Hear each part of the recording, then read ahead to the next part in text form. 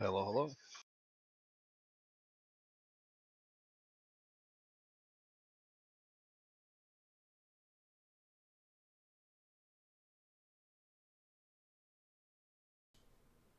All right, test. Now you can hear me, I think. I can hear you here on my own. Cool. So, Awesome, awesome. Yeah. Sorry. I guess OBS and Discord got switched on what the input was. So, anyway, so welcome on, dude. I know you've been looking forward to this. I know I have been too. So I was looking at what you had posted here, and I think we had chatted a little bit, mostly around kind of like spacing and neutral stuff, right? Like how to kind of approach mm, that part of the game. That sound about right? yes. Cool, cool, cool, cool. All right.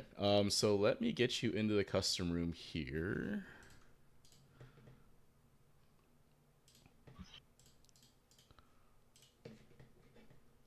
And your CFN, is it still Foxloaf or is it spelled FAUX now?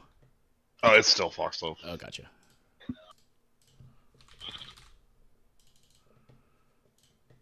All right, cool. All right, so I sent you an invite to custom room. So basically, what we're gonna do is we'll go through first to three. I'll kind of get a sense of where you're at and what we can be talking about.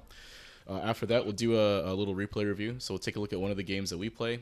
And then we'll also take a look at one of the games you sent me. So this was from BLKO, right? So there should be some good ones to look at. Yes. After that, if there is something we want to take a look at in the lab, we can do a little lab work, potentially, right? If there's a situation that I think needs a little more deep dive.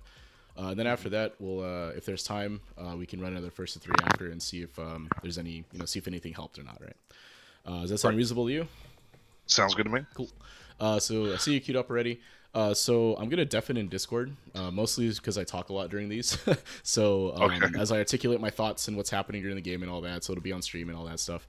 So I'll be deafened. I also may not rematch right away. So again, as I continue talking on stream and kind of priming myself to talk about some stuff, the rematch counter may go down to like one or two. Don't worry, I'm still here. I'm just gonna take a little bit of time to rematch, right? So, Fair all right, enough. good luck.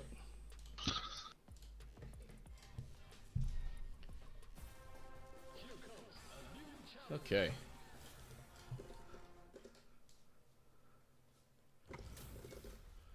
Yeah, OBS and Discord both turned off my my main microphone here, so I don't know what Mike was looking at, but it couldn't pick anything up. All right, okay.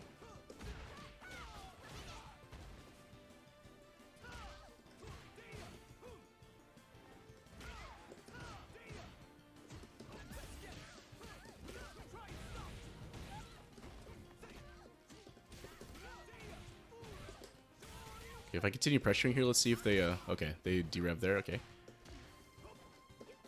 so it looks like they're kind of reliant on slides and stuff and jumps, right? See if they slide again. Oh, I didn't realize it was the EX version. Okay. Yeah, OBS, but yeah, I don't know why it does that. It picks everything but the one you want to use. Sorry, what I'm seeing in gameplay right now is that I feel like they are kind of uncomfortable in neutral, right? They have, oh shit. They're using a lot of jumps and slide to get in, as well as like driver slow, I think, right? They don't really use elbow drop, which is interesting. I guess they're using it there. Okay. Ooh, mistimed that, I think. Oh, it'd be cool if I could DP, huh? Nice. So, yeah, I feel like as the gameplay is right now, if I were to play a more patient neutral game, they probably have a kind of a difficult time with that. Let's see.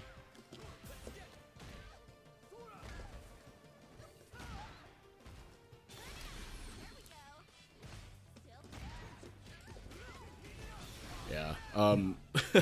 Reversal wise, you kind of get a sense that that's going to happen there. And I'm typically being kind of safe overall, generally speaking, in this game, at least in games recently, right? So taking less Oki situations, right? Okay, good tech. Okay. So yeah, I think again, if I were to categorize what's happening here, I think it's mostly due to a little bit of uncomfortableness when it comes to being able to kind of walk forward and press buttons, right? You can see them using a lot of slides, a lot of teleport, right? Probably gonna slide at some point.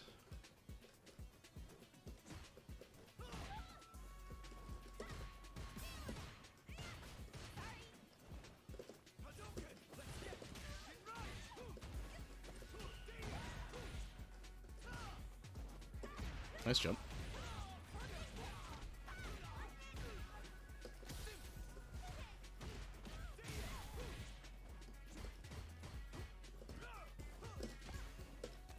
It was supposed to be a crosscut and a jab came out?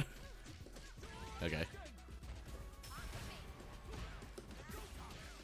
Yeah, a lot of wake-up options too. So 3 or 4 of these options, or 3 or 4 of these knockdowns have been kind of active. So whether that be some kind of derev or a wake-up option.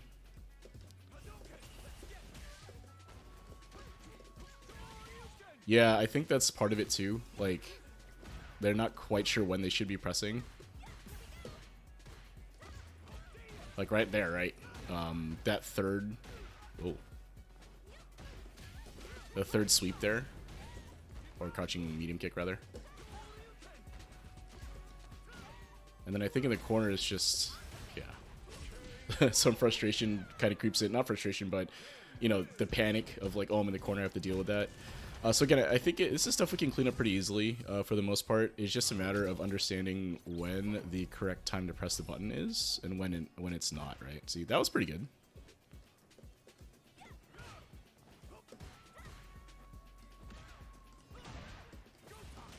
Some of it's range too, right? Like not making sure you don't whiff buttons.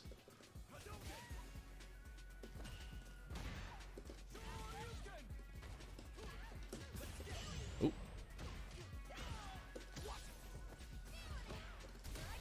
Oh, nice.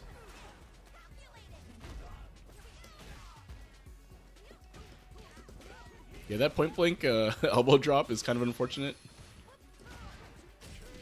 And yeah, a lot of active options on defense, right? So a lot of times I think just blocking mid screen is better, or taking a less risky approach.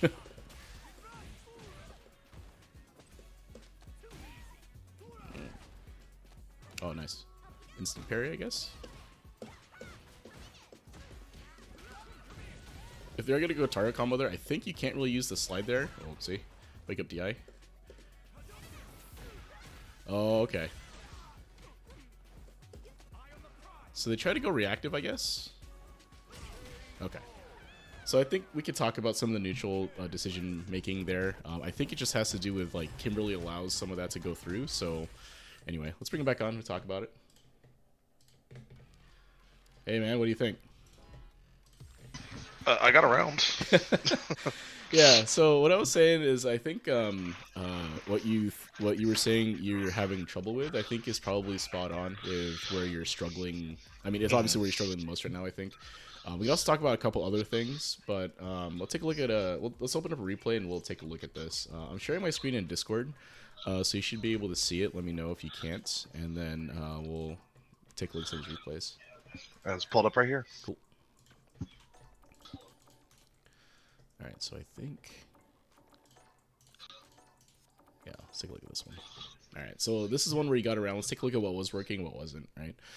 So I think the main thing that we want to talk about has to do with concept of turns, I think, right? So knowing when it is your turn to press buttons and when it's really not your turn to press buttons, right? So like Kimberly kind of allows you to get away with being able to press a lot of buttons because she's kind of built that way, right? You can kind of press a bunch of buttons, you can go into run stop, you can do teleports and slides and those type of things to bypass neutral, get plus frames, or at least get up close.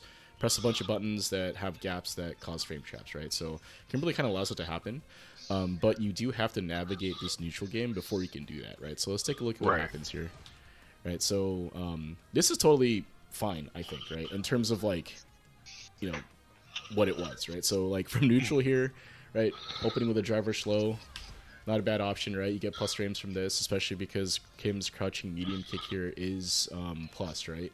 So +5. Yeah, so what this means too is that I can't press, right? So you do the right thing here and press the second one, right? So that's textbook, right? I tried to jab or try to press my button here just to see what would happen, honestly. You get the counter hit here, right? So you're plus here, so you know that's good. Then you go for a jump, which I don't anti-air, right? So that's good. Okay, slide. So I'm not 100% sure on all of Kim's combo routes here.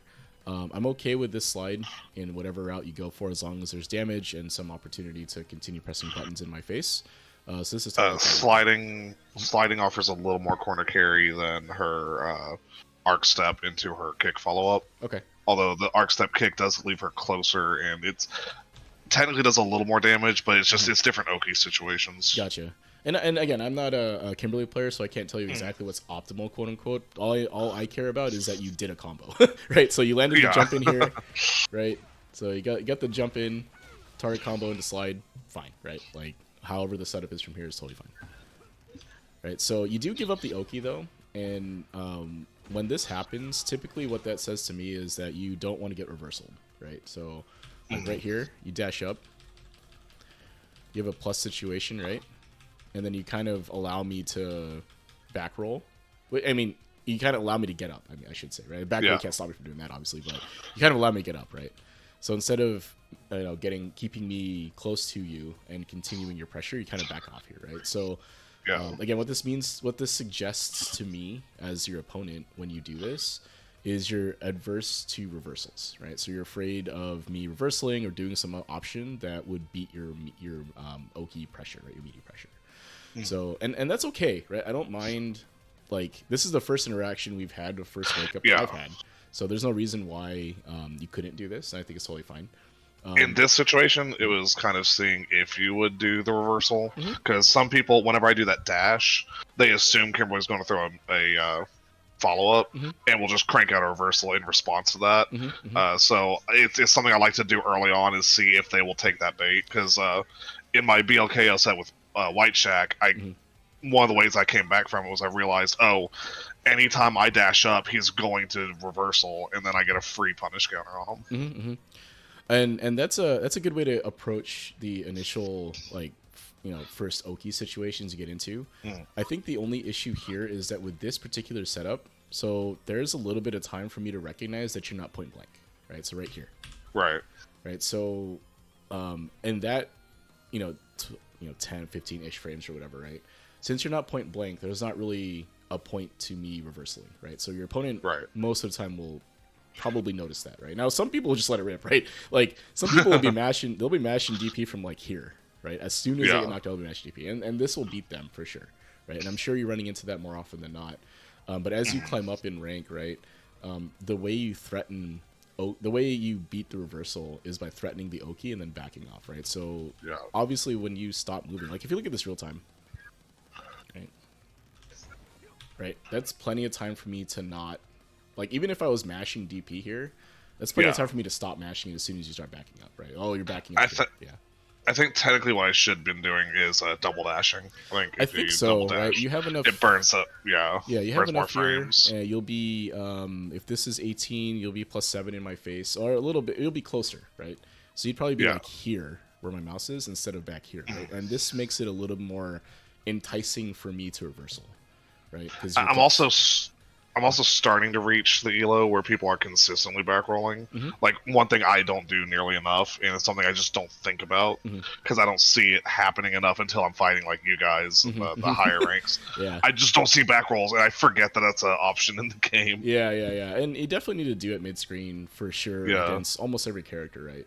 I think the only ones you really wouldn't want to do it against mid-screen would be, like, JP, Guile, like Sim, like some of the zoners that... do better in that scenario. Like, you back roll against them, you're doing what they want you to do, so you typically don't.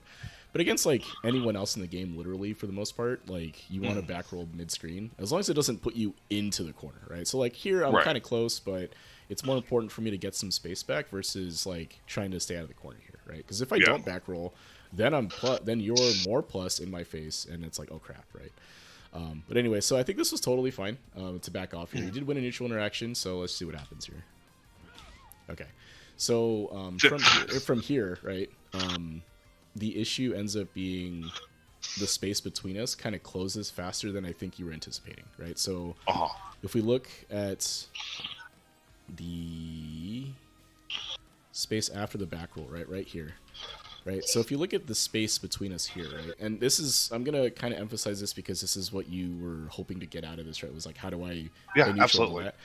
If you look at the space between us here, like neither of our buttons can reach each other, right? Oh, So what that means is that we'd have to walk up into each other's space to do whatever we want to do next, right? Now Kim obviously has like teleports and those type of things, but from oh, like from this distance, it's hard to teleport or slide, right? Because I can right. interrupt it with a button if I counter poke, or I can just react to the teleport, right? So if I'm just crouch blocking and all that, it's hard to slide, right? Like I'm not really going to throw a fireball from this distance normally, Yeah. right? So what ends up happening here is that you try to walk up to do something, right? Like you're walking forward here, and whatever you're going to do, whatever your option was, I mean, you didn't press anything here, but you're clearly trying to close the gap, right? Close the space so you can do something. But the issue ends up being is that I walk forward at the same time. This space closes way faster than you were expecting, and then you're like, "Oh crap! I didn't press anything," and then you get hit, right? So Yeah. that's kind of a part of the neutral game dance, if you will, of what's happening here. Both of us are kind of jockeying for position on the screen, right? So we both want to stand in a space where, like, I mean, in an ideal world, I'm standing at a space where I can hit you, but you can't hit me, right? But that doesn't exist really in Street Fighter 6, right? Like almost everyone at certain ranges can press a button that could hit someone else's, right? Especially with like, you know, whiff punish and all that, but we'll talk about that. But Right. essentially here is that the space closes faster than you were anticipating, so you end up not doing anything. Like you're trying to back up now, right? Like you're trying to walk forward Yeah. into some option, and then I just press, right, as you're walking forward. Oh. Now, if you look where I pressed a little too close here, right? If anything. But Yeah. I also was not anticipating the space to close that fast either, right? So if you look, I walk forward a little bit, kind of expecting you to walk back, right? I was expecting you to kind of start moving backward, maybe try to press a button or something. And I try to actually preempt whatever you were going to do, right? So if you look at this in real time, right, I'm trying to walk forward to catch you doing something Yeah. as you try to walk back, and you're trying to walk forward, trying to hit me potentially or throw me or do something else, right? And again, the space closes faster than we anticipate, right? So all of this is just to say that a lot of the neutral game aspect isn't necessarily just, oh, I see your button, I react to the button when I whiff punish, or, you know, all of Yeah. that. A lot of it has to do with the manipulation of space between the characters and where the hitboxes are, right? So, like, you know, whiff punish happens because of the extended hitbox when you press a button, right? So if you're standing at a space where the button will whiff, then your hitbox can interact with their hurtbox as it extends out, right? So that's how the whiff punish happens. But all of that happens because of space, right? So, and we'll see this throughout the match, hopefully here, where we take a look at the neutral decision that happened and the space in between, right? So again, this emphasis here is because when you go through your replays later on and you want to try to be like, oh, well, you know, I lost this match or whatever, how do I improve from here? This is one way to do it, right? Is to look at the times you got hit and what led up to that moment, especially in neutral, right? Now, when you talk about Oki and like wake up situations and all that, that's a little more like rock, paper, scissory, right? Where you can kind of talk about which Right. ones, you know, which options beat which options and that type of thing. But when it comes to the neutral game here, it's a lot more, you know, art than science, right? It has to Yeah. do with both players, how they're interacting with each other, what role they're playing in neutral, right? And all that. So, you know, I'm getting hit there, right? I don't confirm it, unfortunately, but let's see what happens next.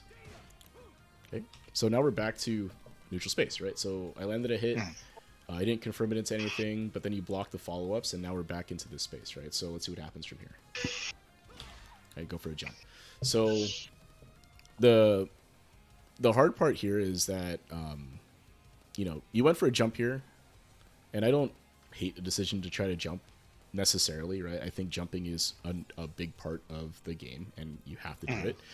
But jumping only really works if your opponent if your opponent's mental stack is being taxed by the neutral game, if that makes sense, right? Right. So like if you're playing somebody and all they're doing is jumping, then in your mind you're like, okay, I'm just going to anti-air everything they do, right? I'm going to anti-air, I'm going to check drive rush, and I'm going to react to DI, right? I only have to do those three things to beat this person now. So then like everything else becomes easier, right? And then all of a sudden the person can't jump or do anything, right? So an early jump like this to kind of test me to see if I can anti-air is reasonable, I think. I mean, you don't take that much damage from this, right? Overall, that's fine. Yeah. But just note that, okay, they're awake. They anti-aired me here, right? So I got to pay a little more attention, right? So, right. Okay. Right. And then you can see what I'm doing here is I'm pressing slightly faster buttons as I'm closer to you, right? So like from here, right, I press a jab, right? I press a faster button in this space, right? So something that I think you were kind of struggling with overall was like, when is it my turn to press buttons? When can I do stuff, right? Yes. And typically, and we'll see it play out here. Typically, your turn happens, okay, let me back up a little bit. Theoretically, right, your turn happens when your opponent is minus after whatever button they press, right? So like in this case here, Ken is -1, you're plus here, right? And the jab pushes you out. So technically, this is your turn here, right? Technically. Now, it's very difficult in Street Fighter 6 sometimes because of the way, chaining works with light buttons, right? So jabs and those type of things can chain into each other and create frame traps and stuff. So, it makes more sense for you to try to just continue blocking here just to see what I would do, right? So, how do you kind of figure this out from here, right? So one of the things that you can do is if you look at the frame meter down here, right? So I press this jab, or press the jab, right? And if you look at the frame meter, your recovery is done, and I'm still in recovery. So this is a minus frame, right? So what I do from here is I immediately press a 7 frame button, right? And if you look right here, there's a very large gap between that jab and that crouching medium kick, right? So you're +1 here, right? This crouching medium kick is 7 frames. So what this means is that you can press anything 7 frames or faster, and this will counter hit whatever I'm pressing here, right? So if you recognize that now this is kind of like a little more advanced overall because you have to recognize the pattern that your opponent is doing. But if you notice your opponent doing this kind of jab, because most jabs in the game are minus, right, by themselves, right? Like without drive rush resources, they're gonna mostly be minus, right?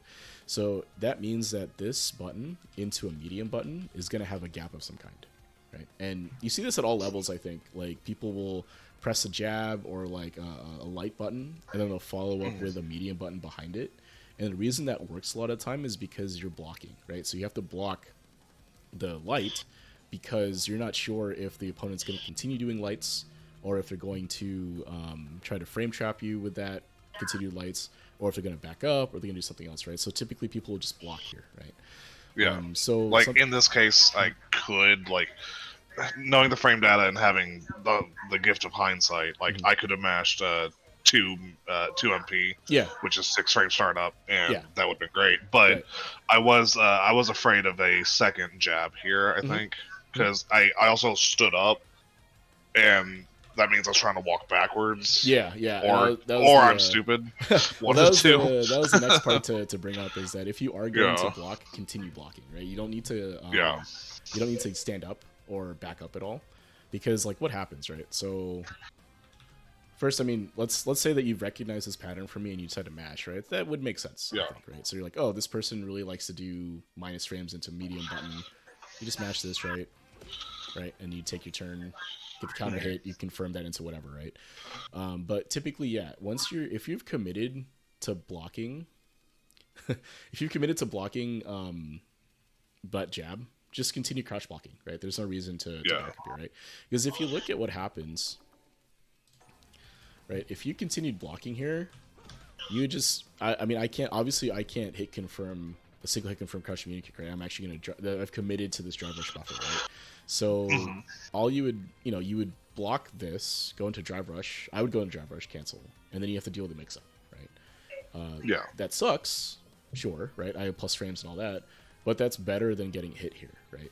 Because if you get hit, obviously you can take a combo, right? But if you block that, then you have a chance to defend the mix-up, right? And if that happens, then great, right? You defend a mix-up. I spent 3 bars. You spent maybe 2 bars for the D-Rev or didn't do anything. And then that's it, right? We go back to neutral. So, all right, so Ken Oki after run Tatsu, right? So we'll talk a little bit about the corner defense here. So this is a setup that all Kens kind of do at all levels, right? The run overhead into the whiff jab, it's run overhead here. Unfortunately, you just kind of have to recognize it, right? I don't really have a good way to tell you how to defend this other than you have to recognize that the opponent did the run overhead, right? Wait, that's an overhead? Yeah, this is an overhead. So that makes sense now. Yeah, okay. Yeah. So let's say you blocked low here. So you're blocking, which is fine, right? Yeah. But this is one of Ken's few high-low mix-ups, right? Because he can go into this overhead, or he can cancel this run into a low, or he can cancel the run into a throw, right? This is like one of the main like kind of mix-ups that Ken has, if you will, right? You can defend all of this by basically guarding high once you see the overhead and then delay teching, right? So like if you see the overhead coming, you have to block high, obviously. And then otherwise you can just delay tech through this, right? And Ken can't really do a whole lot other than try to jump, but then, you know, he's expecting to delay tech, etc., right? So, yeah, this is an overhead, so just be careful about this, right? All Kens do this at all levels. Right? It's like when you pick up Ken, this is the first mix-up you learn, right? You do the Rentatsu, you do this, right? This is like everything, anything you learn, right? And this will carry most Kens all the way up, right? So just watch out for this, right? You'll see it too, right? So after the Rentatsu happens, see that jab? There's like a whiff jab, and then to auto time it. Yeah. So then if you look, right, there's a little bit of time where his leg comes up, right, and you can block high at this point, right? So you just have to be ready for it. Unfortunately, I can't really. I wish there was a better way to deal with it. Well, secretly you don't, but you know. Well, is it fuzzyable? I think so, actually. So if we look, you can block. I think it's low to high. I'd have to double check because the other option here for Ken, right, is if he does the run stop.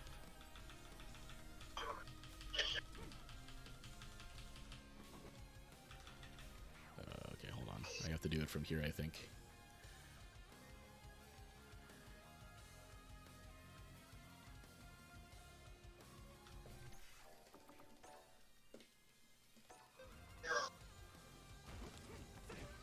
It would be this, right? It would end up looking like this, I think. Right. So it should actually be fuzzyable. You have to lab it. I'm not 100% sure, to be honest, what the frame, like if it's low to high or high to low, I always forget. So yeah, but that would be the cancel, right? Is that Ken would do a run stop and then he would do a low, right? And then chain that into a DP or something, right? So you could probably block low to high here, and then delay tech behind that, and that should cover all those options, but you have to double check to make sure. I always forget. So anyway. Oops. So you take this mix up here, unfortunately. So it is what it is, right? Ken gets a combo from this. Right. Okay, so something I did note is that you're very active on defense, right? So a lot of D-Revs, a lot of wake-up options like DI, that type of thing. I don't necessarily hate, going for that if you want to do that, you want to be reversal heavy. If that's your, if that's your jam, I would just say that you try to select it less though, right? Because it's pretty risky, right? Like you see me take this one D-Rev here, and then like the rest of the game, I kind of don't really do Oki, and I am able to kind of punish your D-Revs and wake up super options, right? So if you kind of sell that this is what you're going to be doing, your opponent can pick up on that, and then all of a sudden every Oki situation you're taking extra damage because you tried to get them off of you and they block it, right? So basically what I would say is that if you were to block a little more often, if you still want to if you want to do wake up options, that's up to you for sure. But I do think that your main defensive options when it comes to Oki do need to be blocks and stuff, right? It's difficult as Kim because you don't really get a good, you have level 1, right? You don't really have a good reversal until then. I'd argue level 1 isn't even that good. You don't have an invincible reversal otherwise, right? So, it does lose to a bunch of stuff still, right? It's still kind of slow, but at least you have something, right? But D-Rev is a lot slower than that, right? It's like 20 frames or 18 frames or whatever, right? So it's pretty slow. So just be careful on your wake-up options, right? Be willing to block, back roll and block, or delay tech if that's what you want to do, or delay button potential depending on what your opponent's doing. But typically blocking and doing the lower risk option will result in you taking less damage overall, right?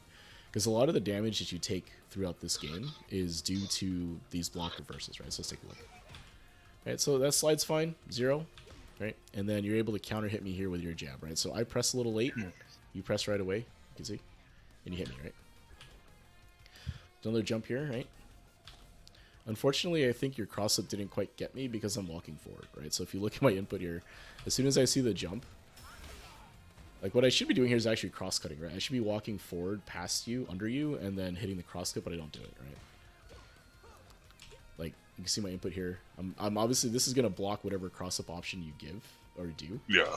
But it does whiff, unfortunately, right? So, and then I just delay tech behind this because bad habit, I guess. But I end up, getting the throw here, right? So, but that said, the jump here is actually not the worst idea in the world. But I do think you need to do the elbow drop here, right? Potentially. So something to consider. You didn't do a whole ton of those, to be honest. So I'm not sure if that's just something you don't like doing or an option that you. It's an option I've started doing less of. Like I still do a decent amount, but I gotta like relearn the spacing on it because it's at a point where people have learned to defend against a poorly spaced one. You can just walk forward and punish counter it. Yeah, because that is something that you see. So from right here, right, this jump.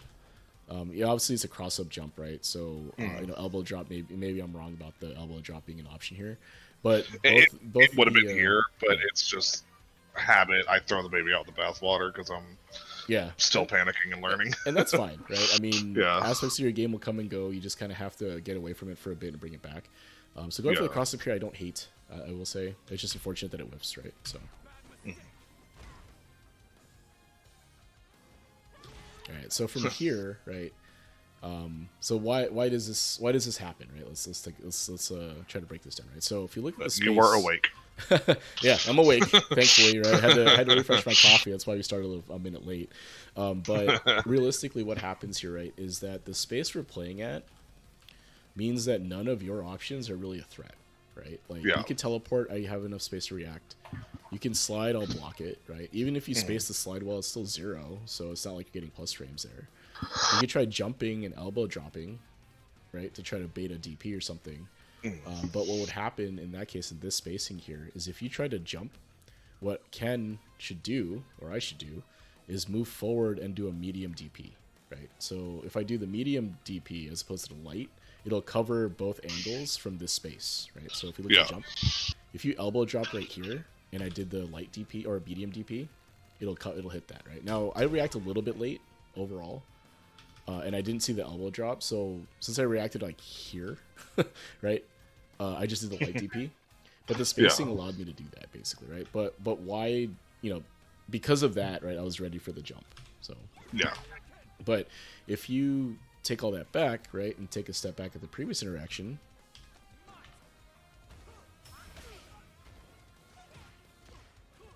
I can't necessarily be ready for a jump here as easily. Yeah. Right? Because what's going on, right? In my head, I have to deal with whatever buttons you're going to be pressing, whatever shenanigans potentially might come through, and then this jump happens, right? So I'm not necessarily as ready in this scenario, right? So when you're talking about like the neutral game and how, like, why do jumps happen and why do they work even at the highest level, this is the reasoning, right? Is because a situation that takes up more of the opponent's mental stack makes it harder for them to react to the jump. Right? Whereas in this situation here, my mental stack no longer has to deal with any sort of footsies aspect, right? Now it's just react to teleport, react to slide, react to jump, right? And again, this is predicated because you're in the corner here, right? And because you're refusing to move forward here, it means that I can safely kind of stand at this space and wait for an option, right? And the reason, I can tell you why I made this jump, it's not a good reason, obviously, but I was already in the corner. I know I'm low health, and so being cornered again, I'm like, I don't believe I can handle the mix-up again, and so my monkey brain just says, "Get out of the corner right now." Jump, yeah. Just get out, just jump, Right. And if I'd walked forward and challenged and like tried to take space back, it would have been way better. But I monkey mean, brain won the day. Yeah, the stable-ish way to get out is to walk forward, use Kim's like stand heavy punch and crouching medium, or not crouching medium kick, although you could use that. Stand heavy punch and stand medium kick, right? Because that stand medium kick does a lot for Kim, right? Because she can cancel that in a drive rush, right? You can do all kinds of stuff with that. But if you look, right, I'm giving you this much space to kind of see how you react, if I'm being honest, right? So if I'm playing somebody that decides to walk forward from this, because I'm giving this is a ton of space, right? Like I can't threaten anything, right? If I throw a fireball here, you'll slide or teleport or do something else potentially. So I'm not even going to throw a fireball. I'm just standing here, right? And part of that, again, is you're right. You're low on life. I don't have to really do anything to win from here. We could stand here the rest of the 70 seconds and I'll win, right? Like there's no reason there's no pressure on me to win right now, right? Meanwhile, I feel like a caged animal. Yeah, and rightfully so, right? You're in the corner. Yeah. Right? You're almost dead. One interaction away. It's a couple of straight hits, whatever, and all that, right? But the unfortunate reality of Street Fighter 6 and fighting games in general, I suppose 2D ones, is that when you are in the corner, you do have to take a little more risk, right? Mm-hmm. But you don't have to bet the whole farm, right? You could just walk forward a little bit, take up some space. Like if where you're standing here means you can't really whiff punish anything I do, right? Because you can't back up.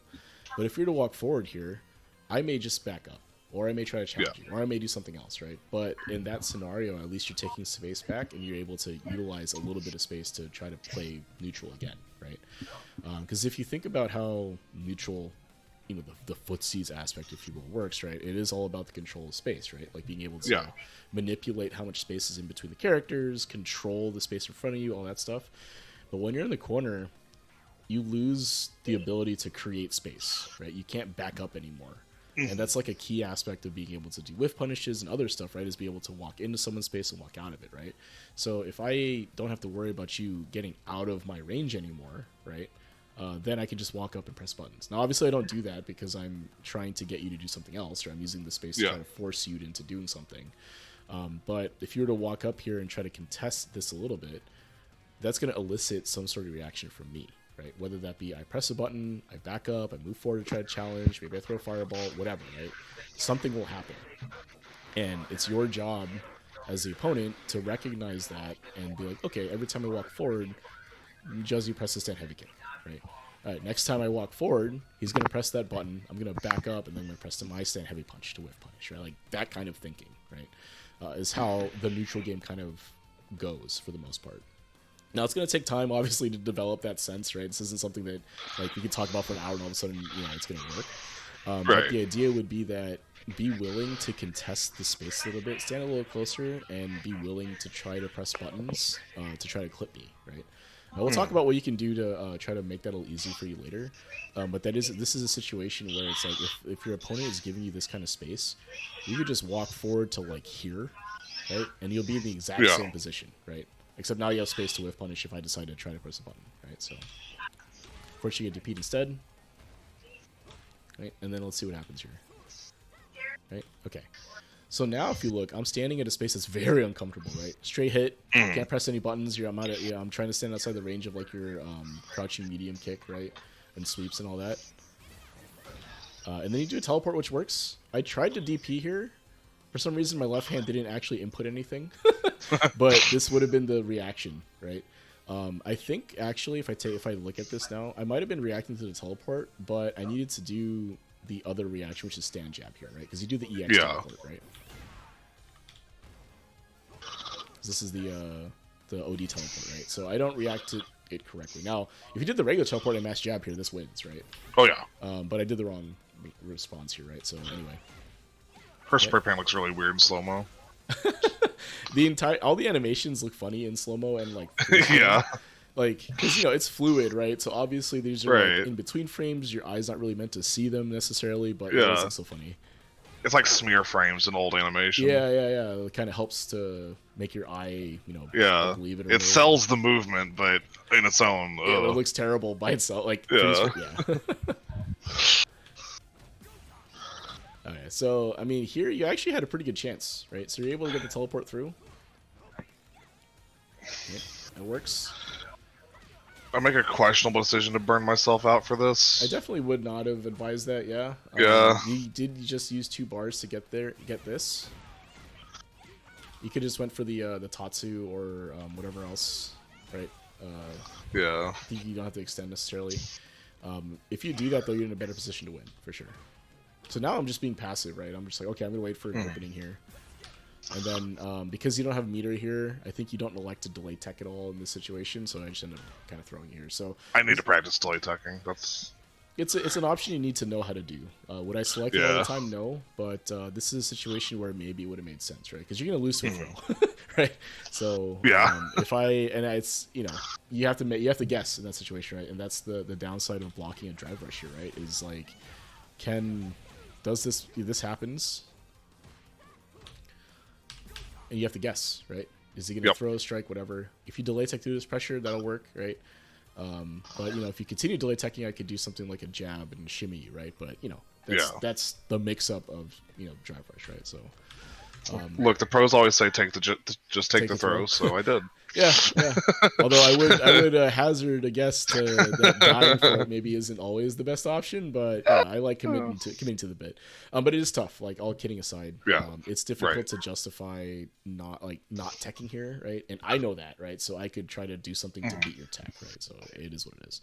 Instead, I went for the throw. You took the throw and died for it, unfortunately. But if we think about where this round kind of not fell apart, but where it kind of was. Snowball effect 1 would probably be. It fell apart. We can say that. Yeah, from right here, right? I think this is probably where it kind of came down, right? So after this interaction here, this throw, and then this DP, right? Because you're already kind of behind now, right? So you had a chance to come back for sure, but I think that once you were in the corner, you kind of got stuck there, right? You're able to fight your way out toward the end, but you just didn't have enough health to fight through what this was. Yeah, at that point, I made too many mistakes from just foolish decisions. Yeah, or you gotten kind of beat in neutral, or you took a mix-up and it was wrong, right? I mean, that's just what it is. It's not always necessarily like a foolish or wrong decision. Yeah. Well, I'm looking at the jump in, and I'm looking at the when I stood up and just ate that medium kick. Like, instances like that. Yeah, and I think like framing it as like a fully right or fully wrong thing isn't always like helpful from a learning standpoint, because it's fighting games, right? There's not really always an objective correct or incorrect, right? I'd argue that the only time something is objectively correct is if you kill them with it, right? Like, whatever combo you do, you kill them with that. Okay, that was objectively correct, but like, most of the things are like varying degrees of is it correct or not? What was the situation coming into it? And could you have chosen a different option that might have been more correct overall, right? Like, obviously you can't always, you're playing rock, paper, scissors, you can't always guess correctly. But if your opponent has thrown rock and scissors the last 100 times, and that's all they ever throw, then maybe you could have made a guess that it was going to be one of those two things and decide, right? Yeah, maybe I could stop throwing paper. Yeah, exactly, right? Maybe you pick a different option, right? But anyway, the first game or first round, though, is usually kind of won by who kind of gets a few more neutral interactions overall, because we're still trying to feel each other out, right? Like, how do they play and all that stuff, right? So anyway, going to the next round here, you go for another aggressive option opening here, and I kind of guessed you would, so I jump, right? Yeah. Get clipped, and then I drop my DP here. Alright, so let's see the punish. Okay. So I don't. That was supposed to be a Tatsu. Yeah, I was gonna say this was supposed to be a. I don't mind the punish. Spending meter there totally makes sense, right? Kim has kind of below average damage, so going for spending some to get more corner carry and all that is good. Yeah. If I hit that specifically, it does put you in the corner instead of just close to it. Yeah, so I really like that combo from mid-screen. Yeah, definitely. Unfortunate drop, but that's just lab work, whatever, right? Yeah. I'm not going to be mad about that. This, though, was a little bit questionable, I think. So trying to go for a cross-up in the corner here is usually not a great option, mostly because if you get beat, I'm going to be in dominating position, right? So I think if you were going to do a jump here, or rather, I would say that from this position here, you drop the Tatsu, right? So it's kind of like in your head, oh crap, I just dropped something. So it's kind of, and I totally get that, right? So I panicked, and when I panic, I tend to jump. Yeah. And that's where that went. I should have went for just another heavy kick. Yeah. As you stood up. Yeah, press another. Because it's +2, so it's generally a good idea. Especially at this range. But. Yeah, definitely. Because the startup no longer matters because I'm getting up, right? So it doesn't matter that it takes forever to come out. It's going to come out, and I'm going to have to deal with that, right? I can't do anything about it. Because here, the jump, right? If I cross-cut or do anything, like in this case, I just do a jab to kind of beat you here. Yeah.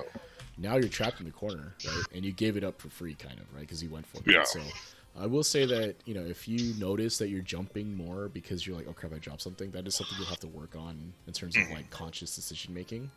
Now again, like, is there a situation where this could work? Yeah, right? If you did an empty jump, or I didn't cross cut, or didn't DP, or didn't do anything, and you back through me, maybe that works out, right? But the percentage play, if you will, of that is kind of lower, right? Like, I don't quite cross cut, but I do stop you with a jab. Right, and if you were like scared of me and tried like backdash, then you would fall right into my trap, I guess. But yeah, if I backdash, it's a bad trap. It's a really bad trap. So from here, if I backdash, let's see what happens, right? So I backdash, I'm mashing backdash here, right? Now, obviously, I'm doing that obviously because I see it coming, right? But the point though is that there is enough time for somebody to do that, right? So even if I did this, right, and I backdash here, oops. Aha! It worked there. It worked there. Right. I know, right? Oh, if he doesn't backdash and does nothing. But yeah, because and again, some of that has to just do with the character, right? So Ken has a pretty privileged DP. It comes out in 5 frames. It can DP kind of late, right? It's just what it is. But even like a regular anti-air would probably work there as well, right? So actually, you're right. So if I went for like a crouching heavy punch here, it wouldn't work, right? So I'd have to anti-air with a DP. So there is an opportunity there that could happen, right? But you are but if you think about the overall situation, right? It's a single option. A very, very specific situation. Right. And like maybe if you have a read or something, I totally get. And making a hard read there, I don't mind if that's something you're gonna consciously do. I'm gonna make a hard read here and do that. That's your prerogative as a player, and I respect it for it. But if you're trying to play like the percentage play and be like, oh, let me do something that is, do something that is more likely to beat whatever they're more likely going to do, that would be something to consider, right? So anyway, that all said, unfortunately, end of the corner here, you get thrown. Let's see what happens next. Right. It looked like you tried to jump, right? Oops. Yeah, I was expecting a throw loop. Okay. Right, so instead I do this thing, which kind of catches whatever you're inputting here, which might have been some sort of elbow drop or whatever. But anyway, it puts you in a forced knockdown state. So I'm guessing there must have been something that was coming out that ended up like that. For some reason, I hit heavy punch. I'm gonna be real. I don't know what that is. I don't know how that got there. Yeah, and I was a little confused by this too, actually, because when I saw that, I was like, "Huh?" I don't know what you were inputting there to cause that. But anyway, I don't react to it. Maybe that was my plan, to confuse you by getting hard knockdowns out of nowhere. Forced knockdown. At any rate, though, you do a good tech here. So now we go into a situation where you have to deal with neutral again, right? You're in the corner, right? We're a little far. We're back in neutral. Let's see what happens, right? Go for slide. It's fine. I expected a throw attempt here, but you went for the jump, and that works. Right, so now I'm in the corner. Yep. Right. So this is plus 43, not plus 42, right? So that said, I defended it like a safe jump. So if you look at... well, actually, I failed at defending this correctly. Oh, that is actually supposed to be a safe jump. I thought hers was plus 43. Oh, is it? Okay. Normally it's a 42. It's 42, mostly because it'll be... you'll be able to land this button here. Right. So I could be wrong, but I thought that was... So like typically... granted, I neutral jumped instead of forward jumping. Okay. I was supposed to forward jump. That was an input error. Okay. And maybe that's the case. I'm not 100% sure. I don't think... I think this should be a forward jump. Let's see. So after this...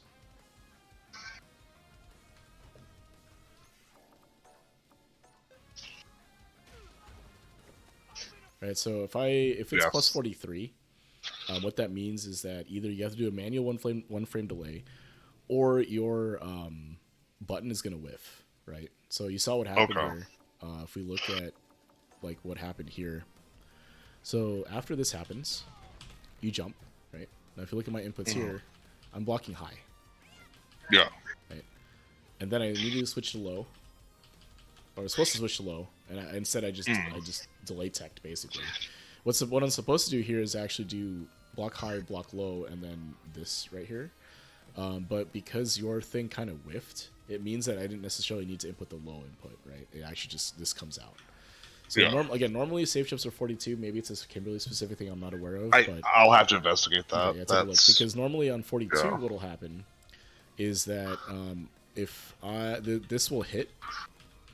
If I don't react to this, right? So obviously you're supposed to be holding down back at this position here, right, from right here. Because what this might be safe to is a reversal, right? So if I reversal instead, let's take a look here. Right. So you're safe to the 5 frame or 7 frame reversal, whatever that is, right? So you saw that, right? You blocked it from there. So if I were to reversal on a plus 42 situation there, you'd block it, right? The downside, though, is that your jump heavy kick will whiff if I block, right? So you can't force the block situation. So that's kind of the downside. Now, what I have seen folks do in a 43 situation is they'll jump forward and then do like a delay low or like a delay button option, right? So they'll jump forward and then they'll pause for like 3 or 4 frames and then input or 4-ish frames or something like that, and then press their crouching light kick or whatever, right? And what that'll do is if I mash reversal, the delay that you introduce manually by delaying your button, you'll still be able to block the reversal, right? But if I do nothing, then you get to press their button, right? So that's something you can do. But take a look at that setup, though. If it's specific to baiting reversals, it'll work, right? Because if I reversal there, obviously, right, you're able to block. So, but 42 is typically the number you need for the button to land on someone that's blocking. It could, because a lot of our stuff is juggle based. It could have to do with how high you are when I juggle into it, because there is some funkiness with how high on the screen you are, like the EX kick or whatever it is. Yeah. Because it could be that it does end up being plus 42 if I'm lower or something. You'd have to look at that, unfortunately. I can't tell you. I wish I could, but I can't. Right. But at any rate, you get back thrown here, so you're back in the corner. Let's see what happens. Right, so I don't anti-air again. Right. Good. Mix up here. Right, good. And then you just throw me again, right? So this worked pretty well, right? So you're able to get around there. You landed a jump in here, right? It mixed me up effectively after the jump in, right? So like that aspect, I think, of your game is probably fine, more or less, right? Because once you're in, it's kind of like, oh, I have the flow chart that I want to follow. I'm going to do these things, and it typically will work, right? You don't have to do too much otherwise, right? So that's fine, right? +3 on the hit. I have to guess, right? I try to do a delay jab instead of a delay tech here. I get thrown for it. Right, and then he just dash up throw, and I try to check with a heavy for some reason, and I get thrown here, right? So, I think like this aspect of your game is mostly fine, right? I don't really have too much to add to it other than like, you have your flow chart, so once you land your hits, just execute that. You had the one unfortunate Tatsu drop, but otherwise, that round was good for you, right? So, the only questionable decision I would have had would be jumping into the corner, right? So maybe don't do that. But everything else was I think was fine. So let's take a look at this next round. Right. So again, I expected an aggressive option from you. I just decided to jump forward. You back up this time. Right. Okay. So here's something that you kind of have to be careful of as you climb. Is that people get better at checking like runs and drive rushes and dashes. Right? Yeah. So as soon as I saw this, I just pressed, right? And you were short a little bit here, so I'm not sure if that's just like a space thing or if I would have gotten hit. But if you look at the data, the space, it looks like your hitbox hasn't actually come out yet, right? If you look, so I just kind of react to the run up and just press, right? So this could work effectively, if people aren't ready necessarily or not paying attention. But if your opponent starts checking this stuff, you do have to be careful, right? So either you need to be a little closer, or I need to be knocked down, right? If I'm knocked down, I have to deal with it. So. Yeah, I'm still trying to figure out exactly where in the game plan that goes, because it's one of her plus buttons, and it's a great way to steal turns back. Yeah, and it's something where the reason why it ends up being plus is because you have to take kind of a risk to do it, right? Like that's kind of how this game is set up for the most part. Is that like those plus frames for these types of moves, you do have to do something that is reactable to get those plus frames. Right? It's kind of like Ken Dragon Lash, right? Like Ken Dragon Lash is plus, but it's DIable, it's jabbable, right? People can react to it with parry, whatever, right? So, but if the opponent fails that reaction check, then they have to deal with plus frames, right? So. At any rate, you kind of... so we see here, right? Like, I check you here. You block this. So this is a good block, by the way, right? On your part. Like, oh, I just got hit. Let me stand my ground here. Block low. Wait. Right? Because you had been backing up, right? The first game you backed up there, right? So this is a good adjustment from you. Fortunately, you don't tech here, which is fine, right? Take the throw here. Totally fine, right? In terms of, like, interaction exchange, if you will, I had to spend 3 bars for a throw, right? That's not great. Yeah. Right? It's something, sure, but it's not great, right? So... Right, so the back roll here, you definitely need to do that, right? Put yourself a little bit further away so my dash up isn't free. Okay, so here's where jumping is a little bit tough when you're reading throw, right? So if I go for throw here, I think you're able to jump this.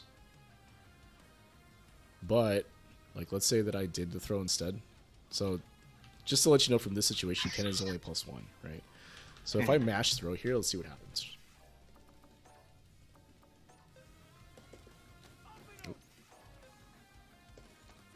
Okay, so it looks like you don't jump right away. So let me try to delay this a little bit. Right. So if you had jumped right away, maybe that you're able to dodge the throw. But the point I was trying to illustrate here is that potentially, if you do that jump, Ken recovers in time to be able to anti-air you. Right. So if I go for that meaty-ish throw, it will likely be enough time for me to DP whatever the jump was. Right. So if you're gonna jump on a neutral, like jump a throw like that, typically you'd want to jump forward, right? Jump over me, if you will, right? Now, normally people don't neutral jump in against throws like that, new mid screen, right? Typically you would do something else. Maybe. I mean, jump's not a bad option, I guess, if you're really reading throw. But usually you want to jump over because typically if you were gonna jump, it's because you're afraid of being stuck in the corner, right? It's an option if you're cornered. Now from here though, a better option if you really were reading throw mid screen would be to backdash, right? So if you're reading throw, if you backdash there, you'll create additional space and you'll dodge the throw, right?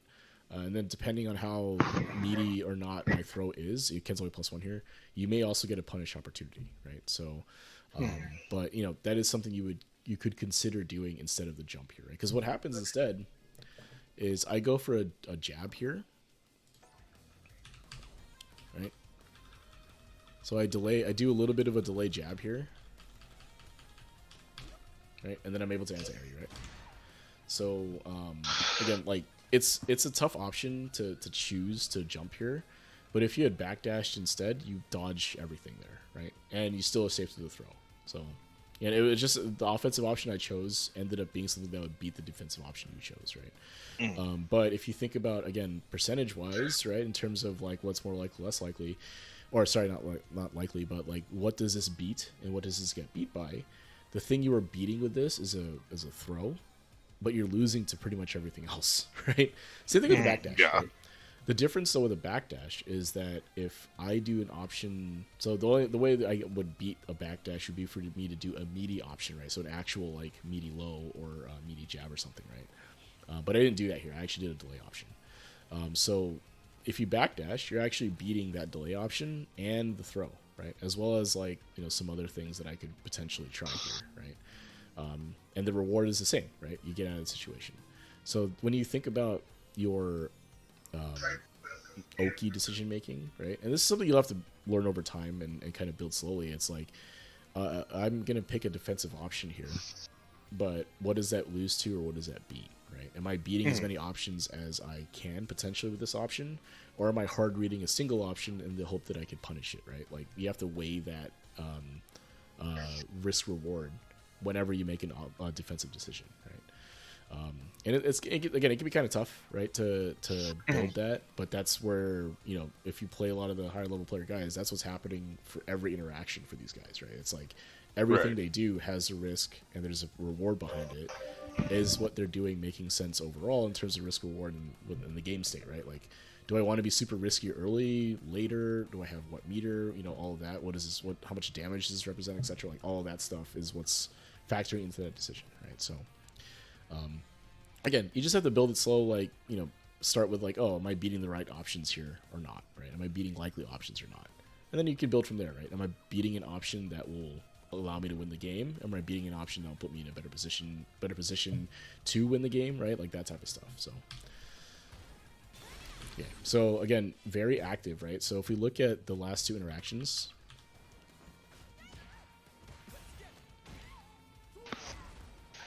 right? Did something,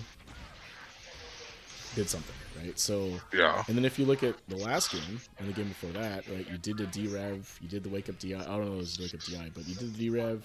You did some wake up buttons, right? So a lot of times you do have to be careful about picking reversal options too often, right? Because this is a ton of damage, right? Coming in, right? 3,800 or whatever, 4,400. That's a ton of damage, right? It's a lot of damage coming in. Oh yeah. So ate a whole level 3 for it. Yep. Now the wake up button here I think was fine.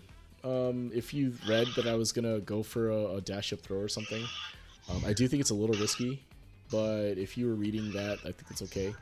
I knew you were further away, so I felt safer throwing just a quick light kick out. Okay. Try to catch you coming in. Yeah, and I think that's fine, right? If you saw this, right, that's too far for a throw, right? Obviously. Yeah. So I'd have to walk up to do something.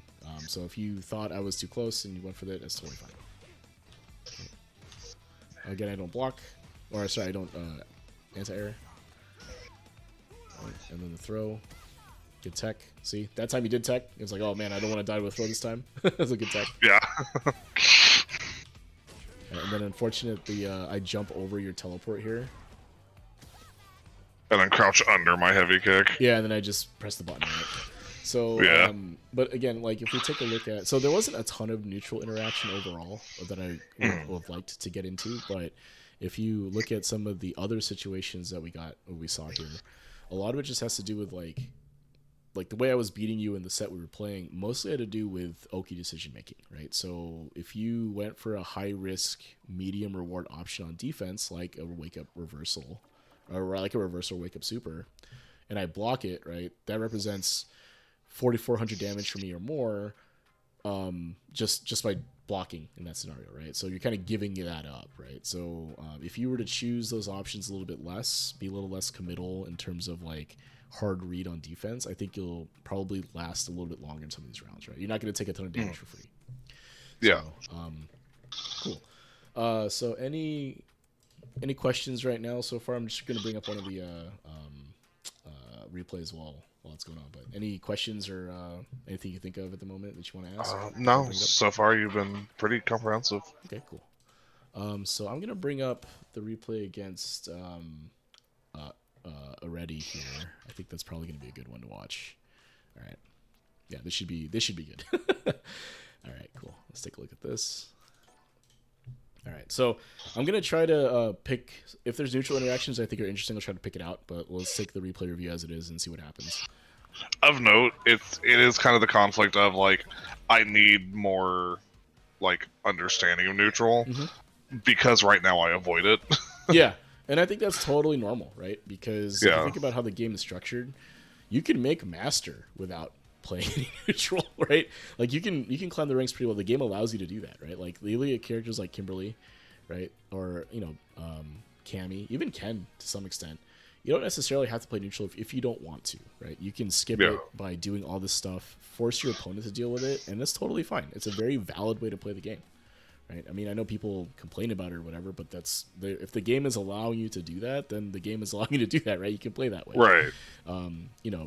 It's just that once your opponent starts being able to check all your neutral skips and all that stuff, that's when it gets harder to win, right? Because now your game plan doesn't work anymore. I'm like, oh crap, what do I do? And then you kind of fall apart because it's, you can't do anything, right? You're just like, oh, every time I teleport, I get DP'd, right? Every time I try to slide, it gets blocked and I get punished for it, right? Like that's when, you kind of want to start thinking, okay, maybe I do need to add more to the game, right? But if you're doing well with this playstyle, it's totally fine, right? I have nothing against it. So getting into it here, it looks like you do a slide, beats the fireball, good. Do you follow up?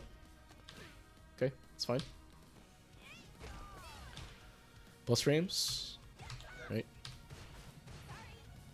Okay, so the Ken here elects to do nothing here, right? So, and this is totally fine from Ken's perspective, right? He has to block this, right? The target combo here. Unfortunately, this is actually fake if I'm not mistaken. So, now, obviously this Ken, already doesn't do anything here. But as you climb up, people kind of understand where Kim's fake run pressure is, or at least they get better about it. So if I take a look at this, right? So target combo into run is typically a fake string. Right? So there is an option that covers it now. Apparently, I need to work on it myself and start implementing it.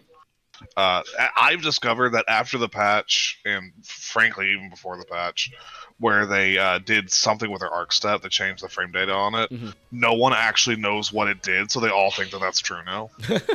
Yeah, Until a certain level, and yeah. then like if you know, you know. But it's turned into a knowledge check that I can get away with a lot. Yeah, and continue abusing at it, this right? low. Definitely, Yeah. definitely abuse it, right? If people aren't able to deal with what you're doing, then just take advantage of it, right? There's no, Yeah. And if they no reason. do, I can do run stop into I think jab or throw to get a counter hit on them. Yeah, I don't know all of the routes there.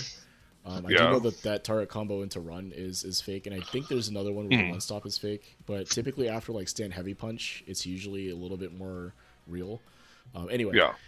if you know the way to get around on the run there, then continue doing it, right? If they're not blocking this, so because already has to block this, and once you get in the arc step, you know he has to deal with that by just continue to block, right? He could try to jump potentially if you go for the throw, or if you go for the cross up here, you can try to jab, right? But that's a reaction and knowledge check at that point, right? Instead, this is a safe option, right? You take the arc step.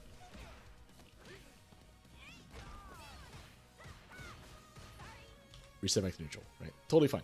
Because if you did anything else, potentially get punished, right? So this is fine. Yeah. Right. So jump DI, right? Do you get counter DI'd here? Let's see. Yeah. So a bit of a tough option here. Now I know Kimberly's really like to use DI in this situation. It tends to work. But I think that if you were to try to be a little more solid in neutral, if you will, you'd probably just wait here, right? Try to poke with your crouching medium or your stand medium kick or stuff like that. Because you could jump here, and then you could have potentially anti-aired or just block, maybe. It's a little tough to do this option here.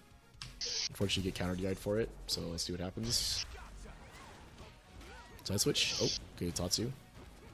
Right? See it?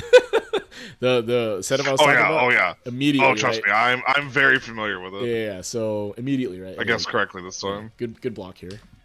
Right? And remember that Ken is minus here, right? So, after you block this overhead, mash jab.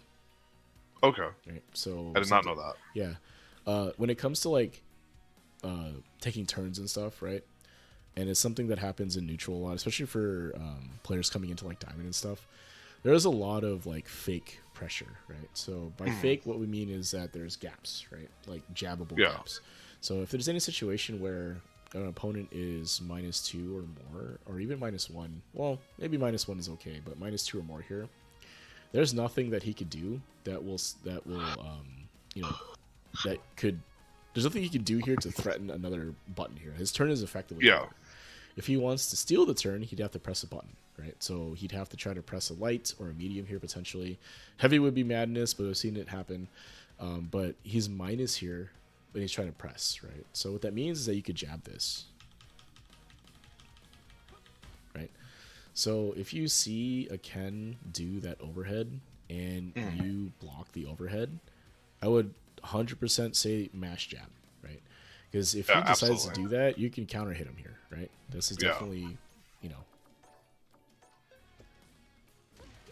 right? Whatever the call, I think it's Tatsu or whatever, but you know, you can jab that, right? Especially in a minus situation, because, and this is part of the I don't want to call it knowledge check piece, but it's something you have to learn. Is like when are things minus or plus, right? So typically, the way that I learned, or at least I've seen people do it, is that you play a game, right? And then you notice that you seem to be unable to press anything and you're always getting hit, right? It's like, oh, this person was able to press like 17 buttons in my face and I had to hold all of it, right? I had to do all that stuff. And I wasn't a burnout. Now, burnout's a little different, obviously, right? It can't, you know, you can't guarantee anything there. But, you know, you're in the corner or whatever. You're playing against a Cammy who's able to press, like, you know, all her lights into a dive kick, all her lights again into a dive kick or whatever.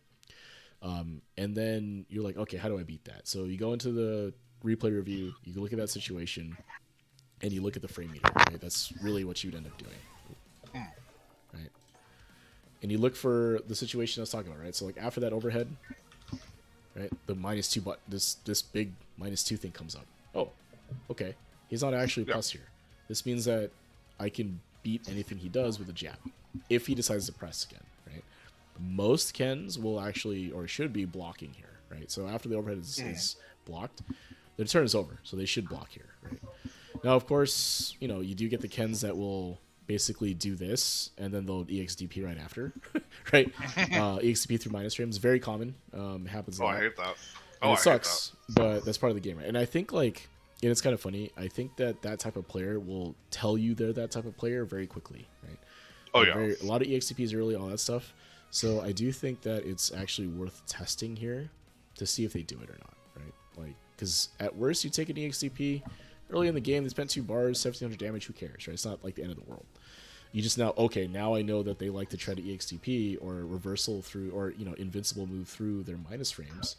Now I can try to exploit that, right? Maybe next time they're plus, or maybe next time something like this happens, I don't take my turn back and I just block, and now they kill themselves for it, right? So, you know, that's part of the game. Again, unfortunately, not more art than science. You have to kind of figure that out on your own, Right. but as far as how the player goes, but, you know, that's how you build your neutral game plan. It's like, okay, I'm getting data from my opponent, and I'm trying to figure out how they want to play the game, and then I want to try to play the counter to it, right? So, but that all said, if we go back to basics, if you will, when someone is -2 or something like this, right, you typically want to press a 4-frame button to try to take your own turn back, right? Don't let them press a button here, right? Because now Ken gets to mix you up again, right? Now he goes for the jab, walk up, throw, and you're just backing up, right? And it's okay. Right? I don't hate this overall. The issue, though, is I'm not sure he can actually like if I don't like go into the takeover, but I think he's out of range for the throw there. That's a weird throw. yeah, from here. I remember thinking that at the time. That was a weird throw. So typically, what this is doing is that okay. So remember that situation we looked at earlier where I did a jab into crouching medium kick, right? So if you decide to crouch block because you're expecting a crouching medium kick, I have a chance at getting a throw opportunity here, right? So it's kind of like, you know, the rock paper scissors aspect, if you will, right? So if you elect to block here, this throw might get in range. But if Ken had elected to try to steal the turn with a crouching medium kick here, it'll tag you walking back, right? So it's like, you know, you as a defender have to guess what the opponent's going to do, and the opponent is guessing to some extent as well, right? He was guessing that you're going to continue crouch blocking, so he can go for a throw attempt, right? And then you would maybe delay tech or whatever, but, you know, it's different. But instead, you walk back out of the pressure, and he whiffs the throw. Yeah. Right? So, like, if we, you know, obviously with hindsight, you know exactly what's going to happen. But in that situation, that's what should be going through your head here, right? Is that like, okay, they did a jab, they walked up throw. Okay, now you know that they may be doing that. So now you can try to back up safely. Or you think like maybe they're going to go for crouching kick next time, in which case you just have to be ready for a delay tech, right? So like that's how that neutral aspect ends up being built out. Is that, okay, you block a jab, what are the options coming through from Ken, and what can I do to beat as many options of those as possible, right? And a lot of times it ends up being just kind of crouch blocking and then potentially delay teching, right? Like that's what ends up happening. So but again, if he had gone for the crouching medium kick here, right, it tags you, right? So it's just a guess on his part, right? So the same way it's a guess on your part in that scenario. Good reaction. Does it land? Nice. All right, so meter management, right? Yeah. EX teleport. It happens especially a lot when I do it off that EX teleport. Yeah, because this is a 5. That's 5 bars that you need to do that, right? So if you're gonna EX teleport, consider just taking the combo here, right?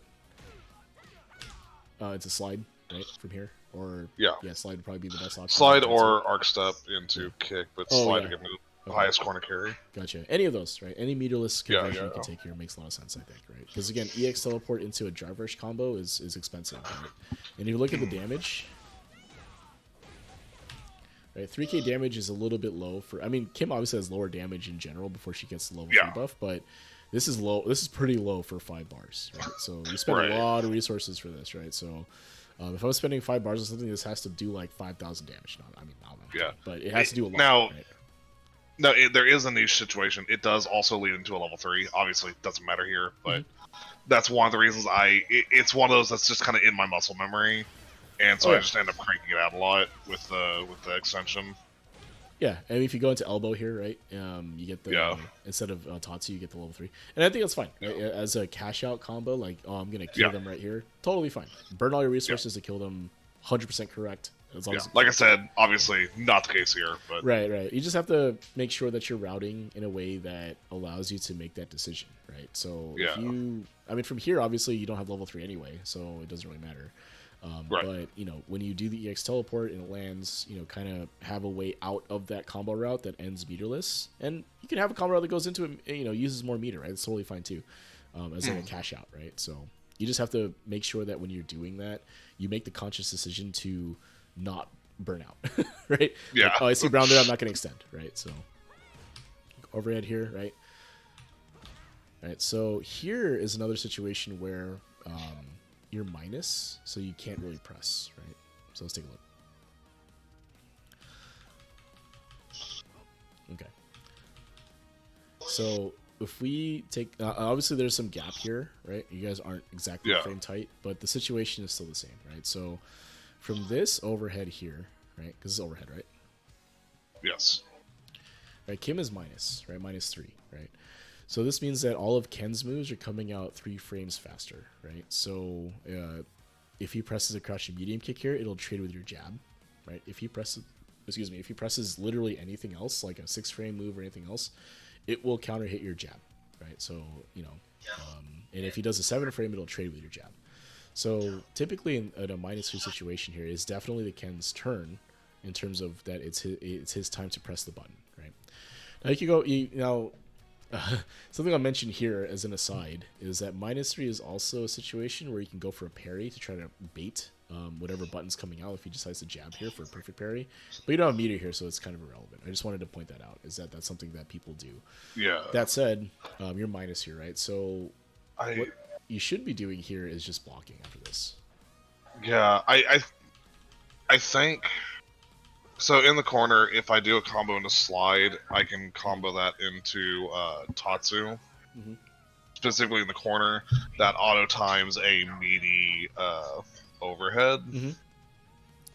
Okay. And I think I was just going for that. Okay. And then instead of I don't know if it works off this setup. So if we look here, in fact, it almost certainly doesn't since I was -3. So you're only a frame late on the overhead here. Yeah. But if you look at when the when the overhead comes out, even if you were frame tight here, it would not be meaty necessarily, right? Yeah, but if it was, if you do it in the other setup, it is. So I see. That's why I went straight into the crouching jabs, because I'm sitting there staring at that like, how did I not like realize he blocked that? And I was like, wait a sec. Okay. So if there's a specific setup here that gives you plus frames for a meaty, then then that's different, right? That's it doesn't. I just got my wires crossed. Okay. It's gotcha. Okay, and that's fine. I mean, as long as you recognize that that's the case. But what I did want to emphasize here was that if you were -3 here, you can't press, right? So right, absolutely. Yeah. Okay. Obviously, you're burned out, so you just kind of have to hold this. Yeah. Ooh. Okay. So this is perfect, right? It happened so late that it didn't react to it properly. You're already jumping, right? You're already like, oh no, I whiffed. Right? So that's fine. It is what it is. And then I put myself right back in the corner. Oh. Well, you get out of it, thankfully. Yeah, I did. For a tech, and it catches the DI here because he wasn't, he was just pressing it. But yeah, this right here, this was actually pretty good. Right, so if you look at the space, so sloppy. Yeah, but if you look at the spacing here, right? Yeah. This actually works out kind of well for you. So he does a medium DP, and it whiffs, right? So I would suggest looking at this spacing and being like, okay, this is a space where I can do my elbow drop, right? And potentially bait a DP, right? If you look at how far this is. Now, Kenston heavy kick will probably hit you, right? So this is probably a little close, too close for comfort. But if you look at what happened here, you jumped to the elbow drop almost immediately, and the DP whiffed. Right? Now, whether or not it's because he reacted late is kind of hard to say overall. Like, maybe he didn't react in time or whatever. But at any rate, like, you see that your space here allowed you to do the elbow drop, which allowed the bait, right? And that's something you can, add to your game plan, right? Yeah. Okay, gets back thrown. Okay, throw loops. Reversals you. Is what it is. Yeah. All right. +6, have to hold this. Right, plus still have to hold this. Right, Jinrai, all of this, right? It's very difficult to press at any point here, right? Most of it's real, right? The only actual gap here is after the this. Yeah. Right, the stand medium punch. Right, there was a gap here after that, but you'd get frame trapped if you pressed. There's no gap here, frame trap, and this is actually true now because you're in burnout, so you have to. You're stuck in blocks this whole time. And then this is -1, so Ken is safe from here too, right? Yeah. So what are your options here, right? After this happens, you could try backing up, or you could try blocking, maybe jump or whatever here. But if I had to guess, you're about to get meter back, so my guess would be you get your meter back and do some EX move, right? Let's see what happens. Okay, slide. Works. You land it. It's fine. +6. Ooh, okay. That was a tragedy. Ooh, so is that right here? Let's see. Yeah. Do you react? Let's see. Oh. No, I hit. In fact, the worst possible button. Went for non-cancel button here. In the world. Oh yeah. So after this sequence here, right? So from right here, right? You guys are basically point blank, right? So at this point, the actual range of the move doesn't really matter anymore, right? Like anything you press is going to hit for the most part. So what that means is that you should be selecting buttons here that are faster, right? And also, ideally, if you do jabs, they're special cancelable, right? So if you do like a jab, whatever here, you press your jabs. Or even 2 medium punch. Potentially. Would be a party starter. It would be a better. It would have been a better option, I think. Right? You press that at this range, and he decides to DI. You can counter DI, right? Yeah. But what I will say is that in neutral, space dictates what buttons you should or shouldn't be pressing, right? If you're close, rather, you don't necessarily need to press your long range button anymore, right? Like a long range button, your heavies and all that, they have more startup, right? And they're slower, but the offset is that they have more range, right? And they have more reward on hit potentially, right? Like they're easily confirmable, or like if you whiff punish with it, you get like a crumple state or stuff like that, right? But all those advantages don't matter when you're point blank, right? Like if you press the slow button up close, the advantage of the range is kind of negated because you don't need it, right? So instead, press faster buttons here, right? So lights and mediums when you're up close, especially against someone that is DIing you, right? So if someone has been prone to doing DI in neutral like this, like they'll just press it no matter what, you do have to be cognizant of that and switch to using cancelable lights that end up typically being your lights and mediums, right? So it actually kills both of the, kills two birds at once, right? Or whatever the saying is. But anyway, that helps, right? Because then if you start jabbing instead here, right, you're able to react to the DI, or at least you have a chance of reacting to DI, right? But pressing this is unfortunately going to get you hit, right? If they I was anticipating like literally any other button. Yeah, or if they back up potentially, right? Yeah. Because if you land this on block, you're +1, right? So you have an opportunity to do something.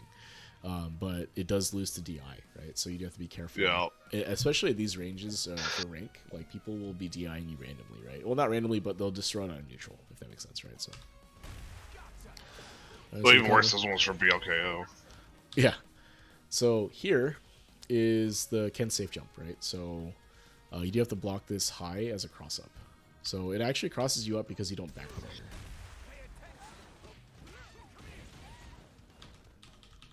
Oh, you do. You get up in place, it looks like, right? So this is going to cross you up if you get up in place, right? And you have to block this high and right, right? So unfortunately, you're blocking incorrectly here, so you're going to take a level 2, I think. Or not. But at any rate, you after the Dragon Lash here, if the Ken jumps, right?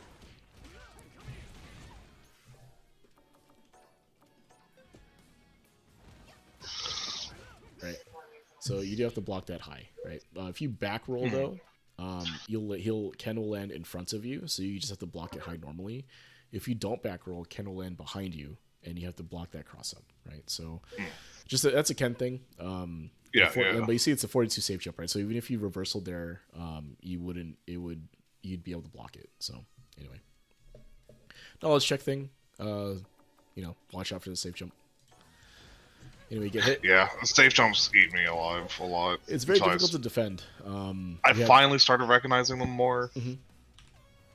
But they still catch me every once in a while. It can be tough, right? Because even if you know the safe jump is coming, you still have to execute the defense, and they could do something that beats that, right? So, but yeah, I mean, defending that usually ends up being just guarding high, guarding low, and then delay tech OS, right? So it's not, it's not impossible, but you do have to be ready for it. So looking at this situation here, he gets in the Tatsu. So instead of killing you for some reason, he goes for a Tatsu here. Right, whiffs this. Okay, let's see if you get out of this. So right here, right? Another situation where it's your turn, and Ken steals the turn, right? So let's take a look here.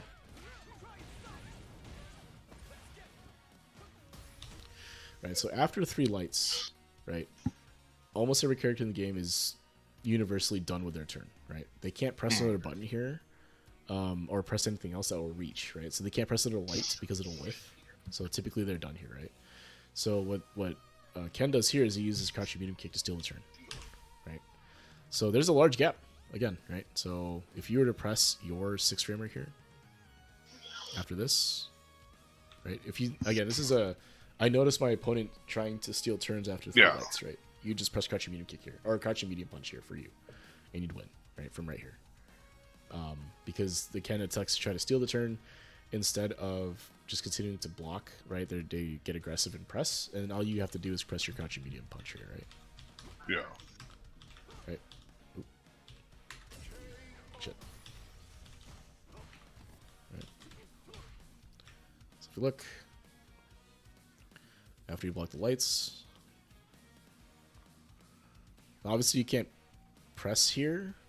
Although to be fair, and you probably wouldn't have noticed this in this case, Ken here isn't actually chaining the lights.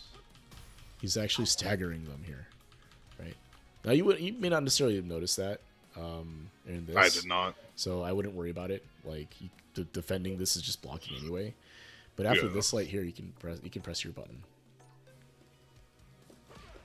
right? So or whatever the combo is, I don't know it. But you obviously. Oh, you actually had it the first time. Yeah, the stand medium punch or whatever. But yeah, you would definitely win from there, right? Like crouching medium punch drive rush is going to end the game, right? You get to win from there. Yeah. So again, when you're defending against someone in the corner, they're doing that light pressure to you, and I think I see the end of this where you get hit by a fireball, unfortunately. Yeah. When you try to teleport, which would have worked had you teleported a few frames early, is what it is. But what I will say is that if you notice your opponent is constantly doing this like multiple 3 lights into a crouching medium or a medium button, that's when you'd interrupt with your own 6 frame. Right? Yeah. And that's recognition of turns in that case, right? Now, of course, they could do something different. Like a Kami would maybe do the 3 lights. They see you take your turn back, so then they'll dive kick, right? But that's changing up what's happening now, right? So now there's an adjustment to be made. It's the ebb and flow of the match. Exactly, right? We're both trying to take advantage of the other's existing tendency and then trying to adjust to the next tendency that whatever they display next, right? But a lot of times for people, when something works, they're going to do it again, right? Like 100%, like 95% of the time, you talk to anybody in fighting games, right? It's like, oh, I just landed this heavy punch. What's the next thing I'm going to do? I'm going to do heavy punch again, right? I'm going to do the thing that just worked. I'm going to do it again, right? So again, it is something you'll have to get a feel for, but I do think that a lot of folks, especially at these ranks, will autopilot some of that stuff because they've been getting away with it, right? Like you can see, like I put challenges, like I press buttons in situations where you probably weren't ready for it, right? When we were playing, it's like, oh, how'd that hit me, right? And it's because you've been getting away with it so far, and I may not be allowing that right now. It's your turn to stop allowing other people to do that as well, right? Yeah. And if you aren't sure, right, you can ask somebody, and be like, hey, I blocked this string. Is it real? Is it fake? Whatever. Or you go in the lab like this, right, and be like, okay, let me look at the frame meter and figure out if there is a gap or not, how big that gap is, and what are my options from there. Right? So I'm personally a big fan of studying the Super Combo Wiki. Yeah. And you can see the frame data from there, right? The only caveat I would add there is that the space matters too, right? So even though you may be -5, if you're out of range for a 5 frame punish, then it may be something you have to figure out elsewhere, right? It's something I do when I'm like not at home and able to. Oh yeah. The theoretical aspect. It's just is a way to like try to take in as much information as I can while I can. And I think that's the backbone of like building how to punish these things, or at least be able to defend it correctly, right? Or maybe not correctly, but defend it with a chance of getting back into it, right? Like not letting them get away with the fake stuff, right? So anyway, nice teleport here, right? Beats the fireball. This is exactly what happened. Remember I said that they're gonna do the same thing again because it worked. Right? So land this, right? Are you gonna drive rush? Let's see. Yep. All right. I dropped it. Yeah, it's okay. Good throw. Oh, I didn't go for my level 3 there either for some reason. Okay. Yeah, normally you would elbow here, right? Elbow level 3. But didn't quite come out. It's okay. It happens. Get a throw.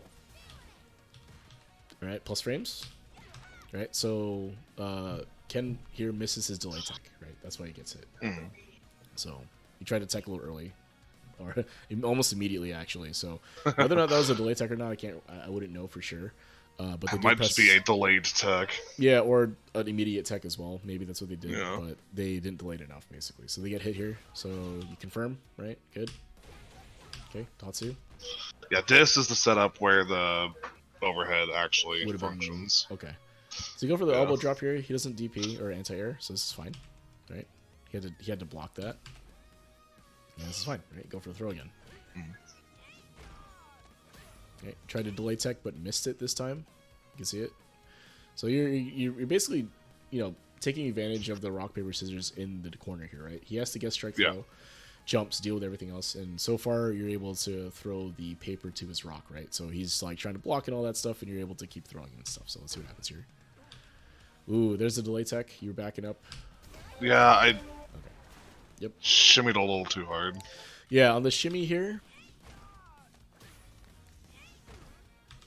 That's about as far as you need to back up. If you're shimmying, you don't need to back up any further than this. So, anyway.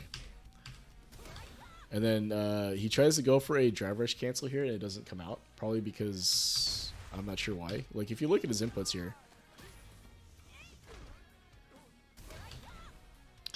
something happens where he might have still been holding down while they're trying to input drive rush, so it didn't come out, right? And then he tries to DI. Yeah, he was. And unfortunately doesn't get there, right? So it's looking like what happened this round, right? So you're able to skip neutral. Right? Get him to the corner. And then from here is just mix up city, right? I throw you a bunch of times. I just mauled him. Yeah, and he got beat because he was trying to delay tech. Might have had the technique maybe a little early, or maybe early tech or whatever. But you're able to do kind of Kimberly things here, right? So elbow drops, throws, making them guess what's happening here. The only thing I would say is that shimmy could be cleaner, but it's fine because it worked out. Yeah. Right? So if I had a note for this, that would be it. Otherwise, like you can see, right? Your ability to run Kim's offense is great, right? You're able to do all of this stuff. You didn't really have to do any of the high-low mix or anything like that. You're doing mostly strike throw, right? He blocked something. You threw him, he didn't delay tech properly, or you were able to open him up, but just by throws. Now at the end, he did delay tech, and you had a shimmy opportunity that you could have taken to win it right there without having to use a DI. And again, my only note for this round would be that. But that was correct though, right? You're like, oh, I'm gonna shimmy here. He ends up throwing, but you put yourself out of range for the punish, unfortunately, right? But that's fine, right? That's you can work on that, right? I'm fine with that. So. I'm just glad I had a shimmy that didn't result in me getting thrown. Yeah, and that always feels bad, right? You try to shimmy and then they instant throw and you get thrown. Yeah, that's the worst. That's the worst. All right, so it throws the instant fireball to beat whatever you're doing there. I really didn't expect him to do it again. Right? It didn't work twice. Well, it worked the third time, so Yeah. All right. Ooh, was he pressing it? I'm not sure how he was able to block it that time, but it was EX fireball, I think. Oh, he's already. Oh no, it was regular fireball, but he was already in recovery by the time you teleported. Which is weird because it caught him the other times. I don't know. Yeah, it might be that because if you look here, you had about 3 frames to do this, right? So it might just be you were a little late, but it's okay because we'll look what happens, right? He tries to jab you here, right? And this is an instance where, you know, it's a frame trap, right? You're plus after that, so you can't press buttons, right? So that's a turn thing, right? You can't press here, so good, right? No frills. All right. That's, During BLK especially, I perfect. still have a tendency to drop my long confirms. So I was just like, no frills. If I'm hitting level 3s in BLK, I'm hitting a level 3. Yeah, 100%. Right. Take the shore damage over the unshore damage, if you will. Now, of course, if you lab it out and you're able to consistently do the other combo, more power to you. But what's frustrating is I lab it out and I can do the other combo, and then I go into an actual match, and then I'll do it for a while, and then I'll just lose it. Like your heart beats a little too much, fingers maybe not moving. Yeah, I feel you. Tournament combos. And I gotta go and re-lock in, then lose it again, re-lock in, and lose it again. It's the ebb and flow of the match, right? You just gotta be ready for it. But I do think that it is worth labbing some of those combos for Kim, especially. But in this situation, going to level 3, I 100% agree with the decision. Now, if you look again here, right, Ken tries to steal the turn, or tries to press when he shouldn't be, right? So after this, it's +5. He misses his delay tech again. He does an instant tech here, right? I don't know if he's instant teching here or if he's trying to delay tech, but this is the second time he tried to go for a tech that was early. So he actually gets frame trapped here, right? So if he had delay tech, this would have been fine. Instead, he gets hit, right? So I do think that there's a different conversion you can get here from +7. Maybe. At this range, I'm not positive. Okay. At any rate, though, that's not it. It's definitely not this, sweet. Right? But and again, if you look at the button selection and ranges, right? Like I was talking about earlier here, and this gets important because even though we're not playing footsies necessarily here, it's still neutral because you're both standing up, right? Now, it's actually a little bit different because you're plus and minus. But the main thing here is that button selection still matters even in that situation, right? So even though you're +5 here or +7 after the hit, ideally you link this, but if not, you should be pressing something that is faster, special cancelable, right? So again, ideally it's a link, but I think sweep is not necessarily correct here because people will just block here, right? So even if he it's outright too slow. Yeah. And it's not an option that makes sense in context of what had just happened, right? Most people, when they get hit, they'll just continue down backing, right? They'll just block. So if Ken blocks a sweep here, he gets a punish, right? You can counter sweep you or something else. So, the only thing you beat with this is if he walks back, right? I just got hit, he tries to walk back. And if that's that's a specific call out to movement, and if that's the hard read you made, I don't mind that. The issue, though, is that Reddy has already shown like twice that he's willing to DI in these situations, right? So you have to be careful when you run into a player like that. So instead, if you press the crouch and medium punch or some other cancelable button here, lights potentially, you get a chance to counter DI this, right? So super. Okay. Makes sense to me. All right. All right, you have to deal with that. Ken drive rush, right? +2 situation for him. You have to hold this.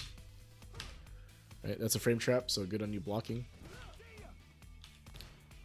Right, -5 situation now, so so I did a video on how to deal with Jinrai. You can definitely take a look at that at some point. What I will say is that there is stuff you can do if they're doing Tara combo into Jinrai, which is mostly DI, right? Oh. So if you after this here.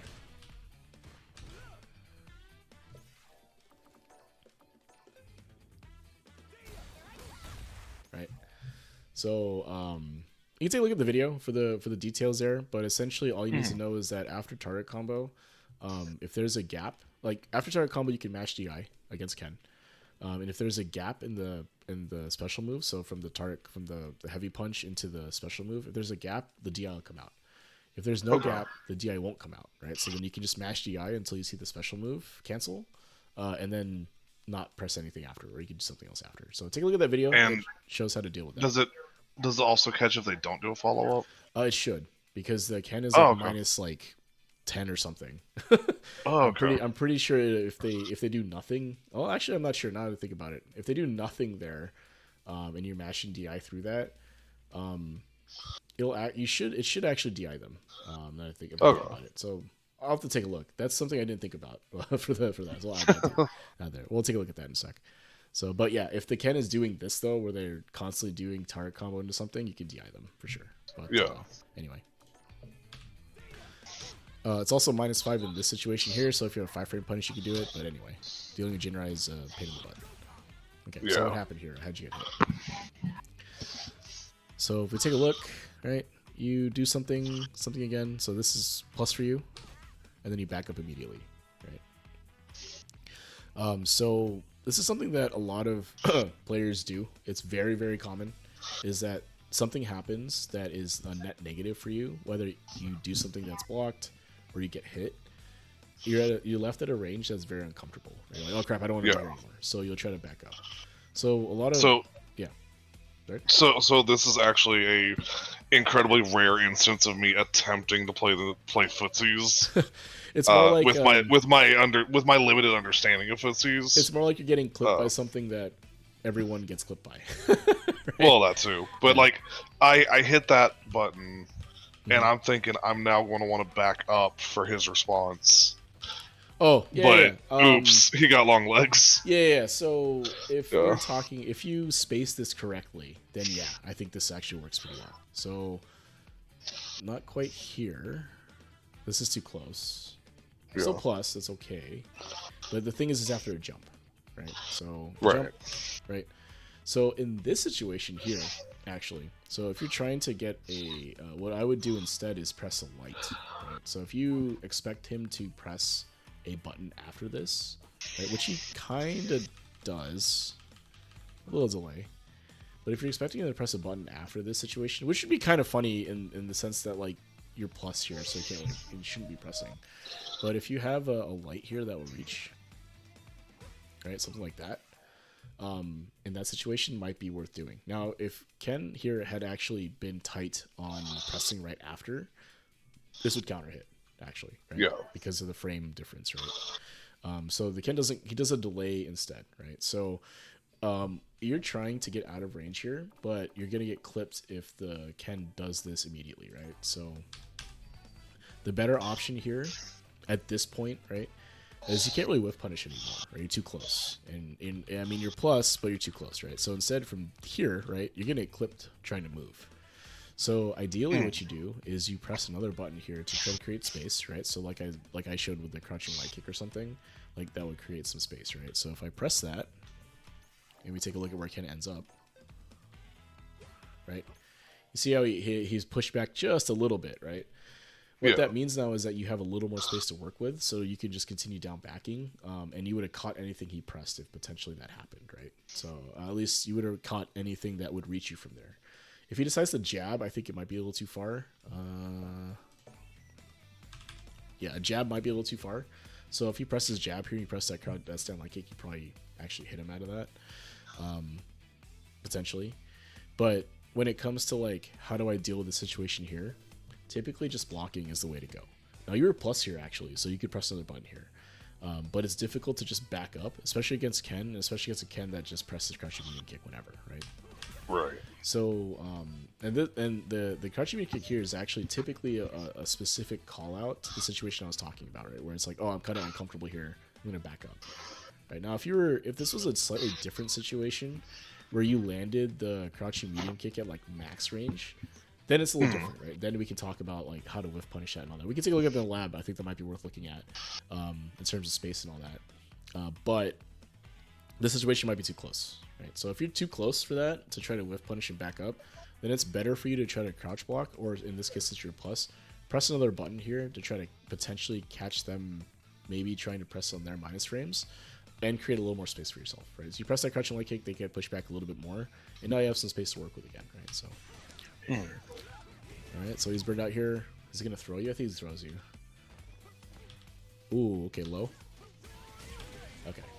So how did you get hit here, right? So it looks like what happens is you're just not blocking low. Ah, okay, he tried to tech. I take it back. So you tried to tech. I thought he was going to throw me. Yeah. And it was an immediate tech too, right? So you didn't quite delay it enough, and then you get clipped, right? So... Delay attacks are not a thing I've implemented yet. Yeah, I need to. Something you'll need It's on the to short work list. on. Work on for sure. Yeah. It's a defensive option you can use. You get blown up for it if you're not careful about it, but it's something you want to add. So that all said, I'm gonna create another custom room here. I'll invite you to it, and we can take a look at something that I think will be hopefully something that'll help you in your neutral game moving forward. So, oops. All right. So you don't have to join. I'll invite you, but you don't have to get into the training room with me. I'll just show it on stream, and you can just watch. But I'll invite you anyway, just so you're here.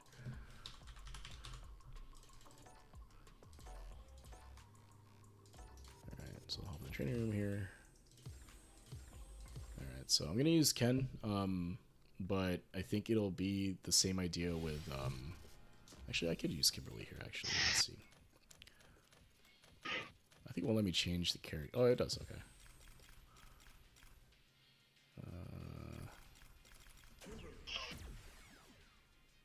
That should be fine. Alright guys, today I'm here with my boy Juzzy. I'm going to be teaching him how to play Kimberly. So the first thing I do... no, sorry. First thing you got to do is learn how to use this crouch medium kick. Yeah. So in neutral, right? So we're talking about how do I get better at neutral, in the lab, right? Because this is probably what you want to do next anyway. Because we talked about Oki situations, maybe block more, right? We talked about when you're too close to each other like this, right? What do? Right? You press lights and not heavies potentially, right? Or faster buttons when you're closer. Slower buttons are okay when you're further away, right? So like this is fine, right? Right, or whatever, right? But the last thing I want to talk about is spacing, right? So when we're talking about like how do I get better at like the neutral game or whatever, right? One of the situations you talked about was what happens when you're able to land something on block and you tried to back up to whiff punish, right? So I'm gonna have the Ryu do a very standard Ryu thing, which is crouching medium kick, right? Oop, not wake up. I'm noticing a pattern with these Shoto types. They all kind of press the same button over and over again, right? All right, so let's take a look at the block here. All right, he's in the block, all right. So if I press this button here, right, he's gonna do crouching medium kick, right? So what happens if you're too close? So if I do this, right, I'm gonna get tagged. Right, I'm too close, right? Because like from here, even if I try to back up, right, like I'm plus here. If I back up, it's gonna hit me, right? But if I try to land something at the tip of the range, right? Notice how it whiffs now, right?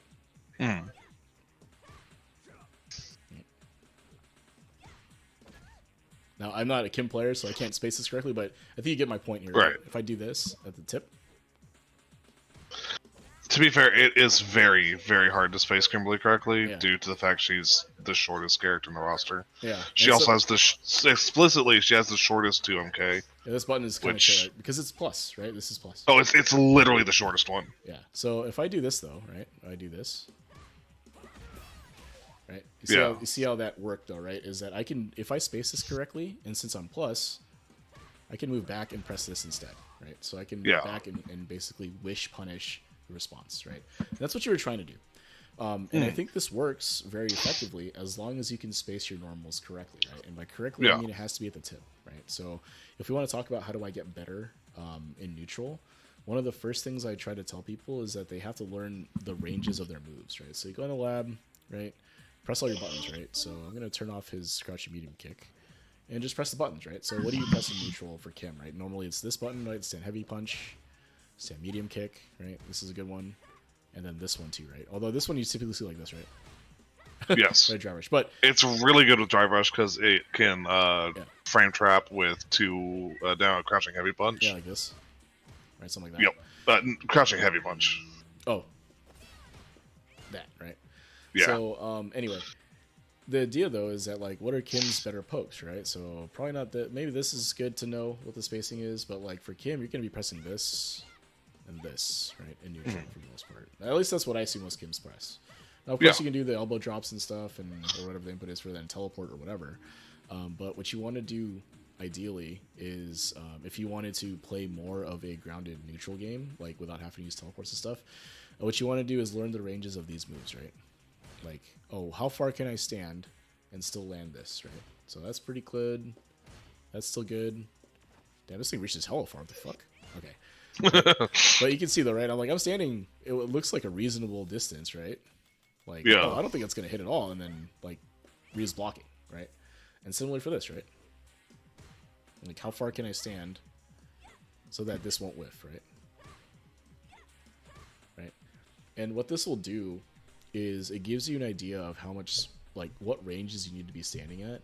And it also gives you a chance to potentially space trap and whiff punish, right? So you saw how effective it was. If I was standing at the tip of the range and did this, I back up on the crouching medium kick that potentially is coming because the Ryu decides to press it, and then I can whiff punish with something else, right? That type of spacing trap exists for almost every character. Actually, exists for all characters, right? You just have to find which ones work for yours. I don't actually know Kim's. I was just kind of making it up as I went, but it illustrated the point, right? Was that I didn't know that was going to work or not, but I did know that if I space it correctly, I can make the Ryu whiff his next button, right? So that type of thing will help a ton. And the reason, again, it helps is because if you press this button, even though Kim is -4 here, there's no 4-frame that Ryu has that's going to reach me. Yeah. Right? Similarly for this button, right? -4. But if it's spaced correctly, like, Ryu can't punish me, right? Now if I'm up here and do it, right? Ryu can press his 4-framer and beat me, right? And a jab, jab combo counter poke and I'll be dead, right? But if it's here, you can't do anything, right? So what this allows you to do is that now you're able to kind of poke effectively. What ends up happening is your opponent is incentivized to not press right after they block something. Because if they do, you could potentially space trap them, right? Like I just showed here. Okay, so if I take this back again, right? Do this.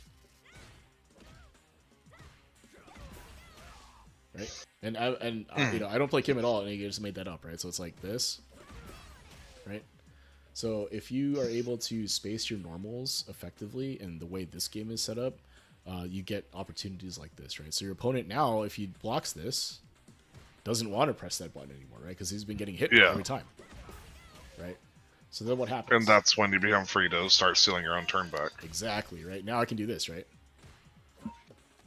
Right? Because he's like, oh, I'm not going to press anymore, right? Yeah. And that stuff starts opening up for you. Those avenues of being able to do that open up for you. Or you can even do stuff like this, right? Now you can walk up and do this, right? Because right? And other things that Kim can do, right? Whatever right? I don't actually know all the buttons or whatever, but you get my point though, right? Is that like, yeah, I get it. Once you're able to effectively poke your opponent and kind of keep them from, incentivize them to not press, that's when all of the other stuff opens up for you, right? So like when we were playing in our set, right? When I was able to kind of whiff punish you or hit you effectively by walking up, you're like, oh crap, I can't press anymore because he's going to hit me. And then all of a sudden you're getting hit by crouching medium kicks or like walk up throw, and other stuff was happening, right? You're getting opened up.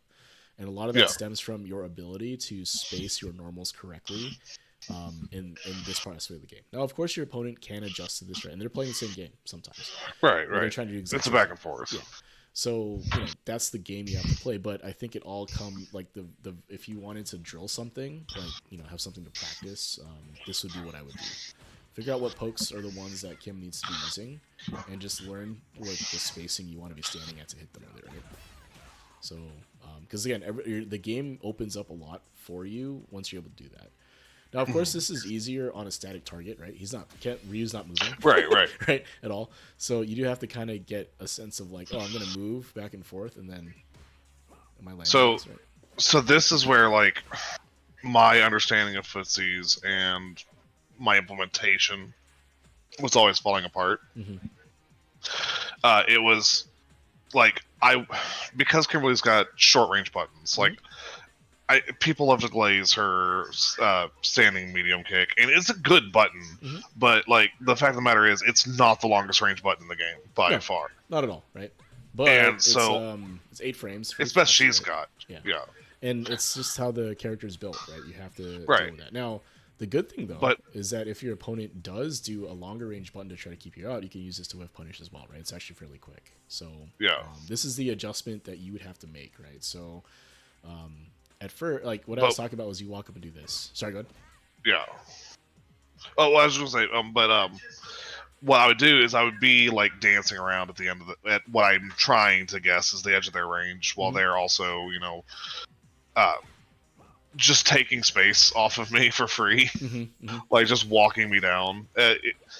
Less so with like the Ryus and more with like the Zangiefs and the Manons and the Chun-Lis.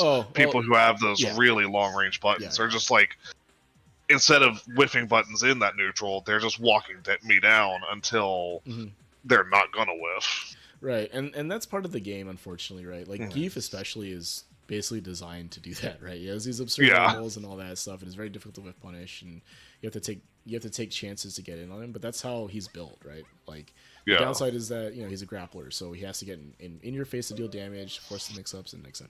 Right? But that's the second part of the footsies part, right? Is that if I will, walking up and hitting somebody like this, right, is like this first step, right? Like how do I hit somebody? I walk up and hit them, right? Now, of course, people are like, oh, I don't want to get hit, right? So what do I do if someone's walking up? And that's when you do the cover, right? So you do this instead. So like if you can imagine, I'm walking up, right? I'm walking up, and then Ryu does that, right, to stop me from walking up, right? That's the cover attack, right? The stop you from walking up. Now, if your opponent just starts doing that, that's when you start doing the whiff punish stuff, right? So, it's a little difficult for me to show it, but imagine I walk into this range, I walk back out, Ken or Ryu does the crouching medium kick, and that's when I whiff punish with this button, right? So, right. And then if your opponent is whiff punishing you over and over again, right, like they do this stuff where they try to get you to press, what do you do from there? You just walk up and press your button, right? Like from there, right, since they're looking for you to whiff, you can walk up and press a faster button potentially to stop them, right? So that's the triangle of footsies, if you will, right? So I do think all of that does stem from the opponent and your ability to, first of all, stop all of the neutral skips, right? So if you can't stop this happening, right? If you can't stop this, there's no point in playing footsies, right? You got to learn to anti-air. If you can't stop this, right, then you need to learn how to check drive rush, right? So all that stuff has to happen first before you can consider playing this kind of footsies-based neutral aspect, right? So, but again, all of it does stem from your ability to space these normals correctly, right? So again, like spacing normals correctly is going to be huge in terms of getting better at the game, right, overall. Because if you know that you can land this button at any time, then you can adjust what you're doing in neutral so that you can land the button, right? Oh, my opponent is only looking for whiff punishes when they walk forward. Okay, I'm going to walk forward and press this instead. It's faster, they won't see it coming. But I can space it, right? So I'm spaced correctly here, right, at the tip or whatever. Now, I don't think I can really space trap effectively with this, and usually crouching medium punch, I think, for Kim is a combo filler, right? So it's usually close. But you can check with this, right? So if someone drive rushes in, you do this, and you drive rush, right? Or this is probably actually pretty good, too. So, anyway, if you wanted to talk about improving neutral, this would be the first step, right? Being able to land this to kind of statically. And then from there, being able to do it dynamically, right? Like, meaning I'm moving around and just going for the button, right? I want to try to hit it at the tip, right? Like that, right? So, those would be the first two things. And then the next thing would be for you to do it in real match, but, that's right. You're comfortable. But yeah, that's all I wanted to really talk about in the lab for the most part, because I think like the situation you brought up where it's like, oh, I did this and I was trying to back up and you got clipped because you're walking back. It's because of the space, right? Now, some of that is just because it was a jump in, right? It's like this, right? And you block the jump in, it's close. But if you wanted to do it in neutral, this is how you do it, something like that, right? So again, it's a space thing, and as your spacing gets better, I think you'll be able to see more of these opportunities open up for you. Otherwise, the only other notes I think we talked about, right? So making sure that you are blocking more often, choosing less aggressive defensive options, right? Making sure that you are preserving your meter, not burning out for combos. And then, those would be the main things, I think. You probably want to add delay tech to your list of defensive options. That's the thing. Yes, absolutely. Get through that. You can practice that, I think. I think they have a delay tech option. They do. It's just built in or whatever. Built in. Yeah. Throw escape, I think is what it is. So, do that. Again, delay tech is typically 5 to 7 frames, right? So, add that in. Think about that. So. Okay. Cool, man. I know it's a little late probably. Did you want to run it back? I mean, you want to go to another side? Yeah, no. I'm totally fine with that. Let's do it. All right. So I'll leave the mics hot because it's more entertaining that way. Alrighty. But yeah, just try not to burn out. I think is probably the main thing. When playing here, just don't burn out and try not to reversal too often. I still do it when you feel like you want to do it, but you don't want to do it. Right. Yeah, so. Unfortunately, it does remain her only consistent way out of pressure. Yeah, until you can figure out delay tech.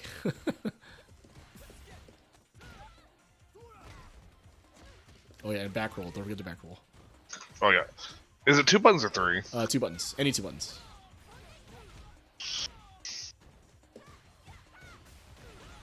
Oh, the EX is safe though, I think, huh? Nice.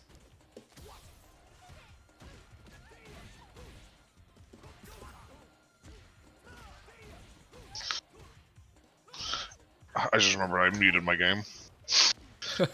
Like, I'm getting all the audio from your stream. Oh. That was just a panic button. Gotta watch out. Wake Up DI loses to a lot of options.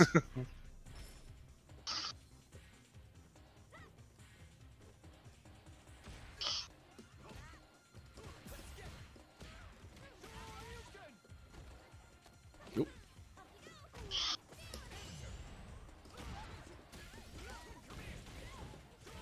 Wow, that was just unfortunate.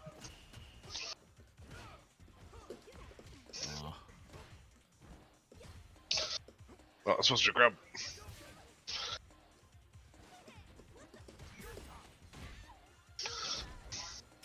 Oh, nice.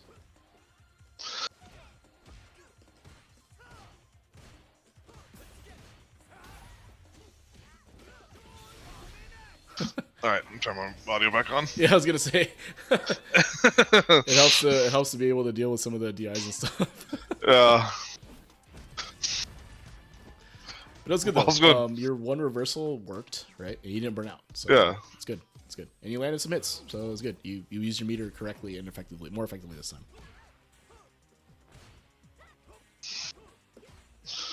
Nice. Oh, nice adjustment.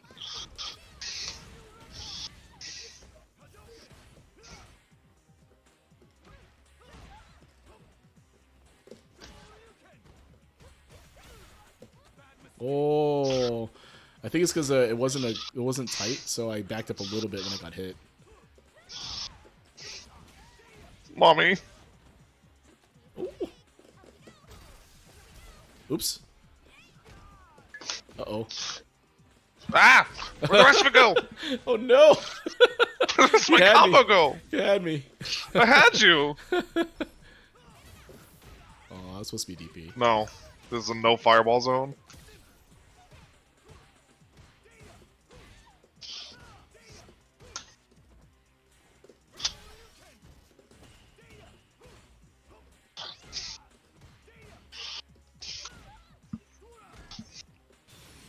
No! Oh! Okay. Oh, I dropped. I cranked it out in preparation, but then tried to grab you when you didn't go for anything. And then it ended up and it just came out anyway, yeah.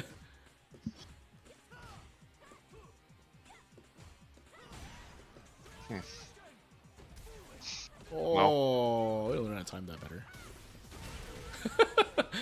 I was just matching GP because you're burned out. Not gonna lie. Yeah. Yeah. Just remember, if you're cornered like that, you do have to try to walk forward a little bit, right? Yeah. You have to take that risk. That's just life in the corner.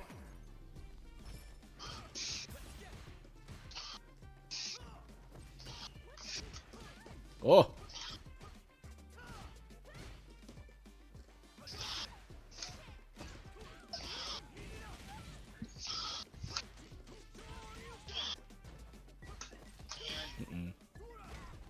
Not like this. Not like this. Did I at least do great? No. You gotta watch out for the reversal option there, especially when you get lower on life, right? It becomes like, you know, more apparent that you're gonna might potentially go for it. That's a new one. Oh, the DP on the Yeah. Yeah.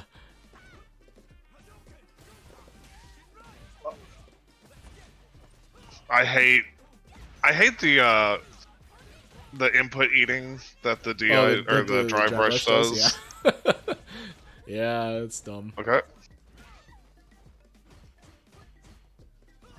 Nice.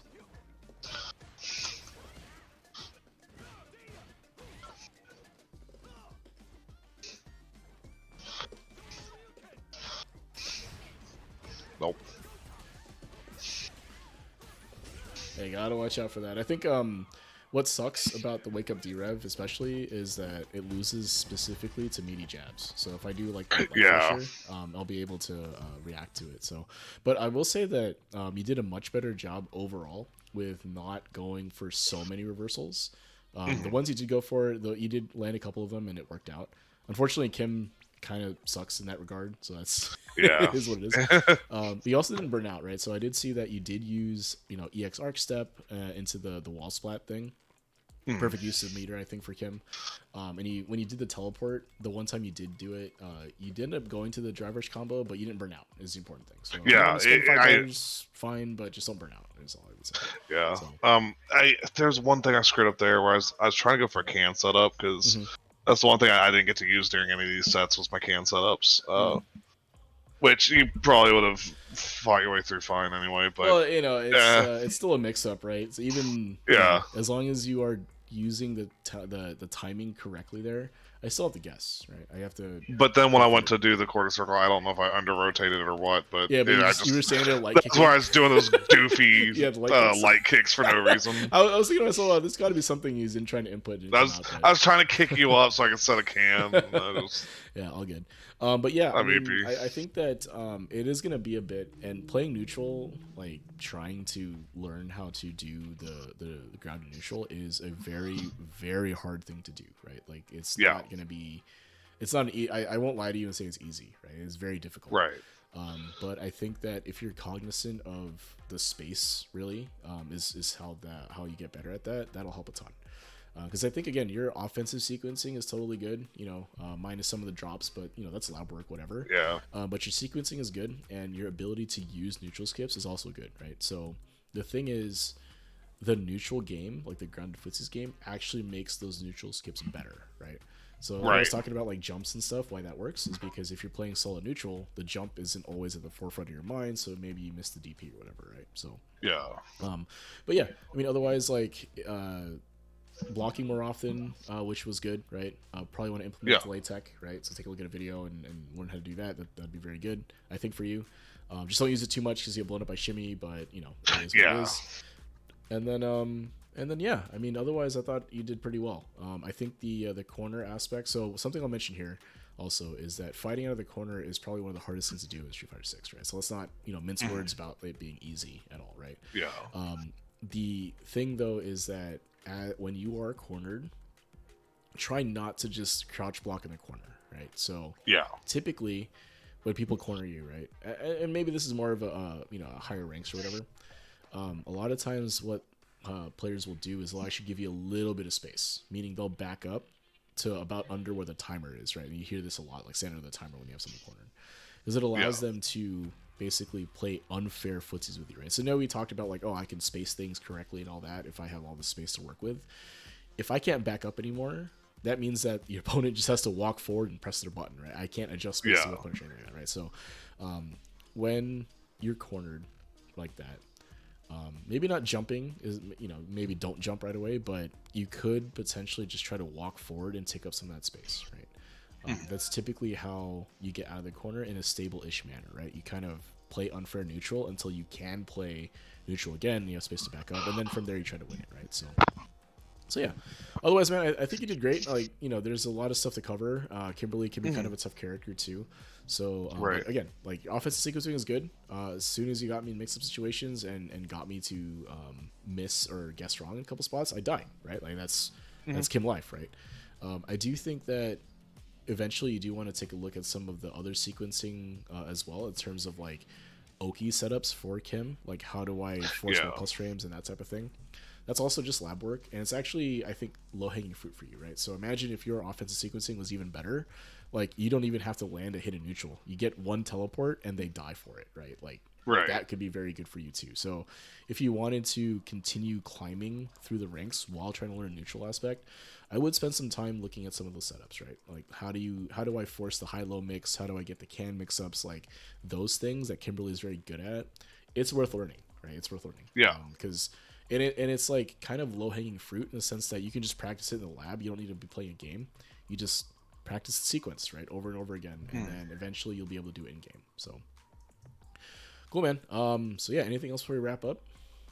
No, I think that pretty well covers it all. Cool, man. Yeah. So the VOD will be up in probably tomorrow. I have to convert it Right. to make it into something that's HD or whatever. But cool, man. So yeah, I'm just gonna mute you on stream. Feel free to hang out in Discord if you want, or otherwise you can take off. It's probably pretty late for you. It's already 10 in the West Coast. So Hey, it's 12 here. yeah, for sure. So I yeah, got man. locals tomorrow. Okay, right on. So yeah, feel free to take off and have a good night, man.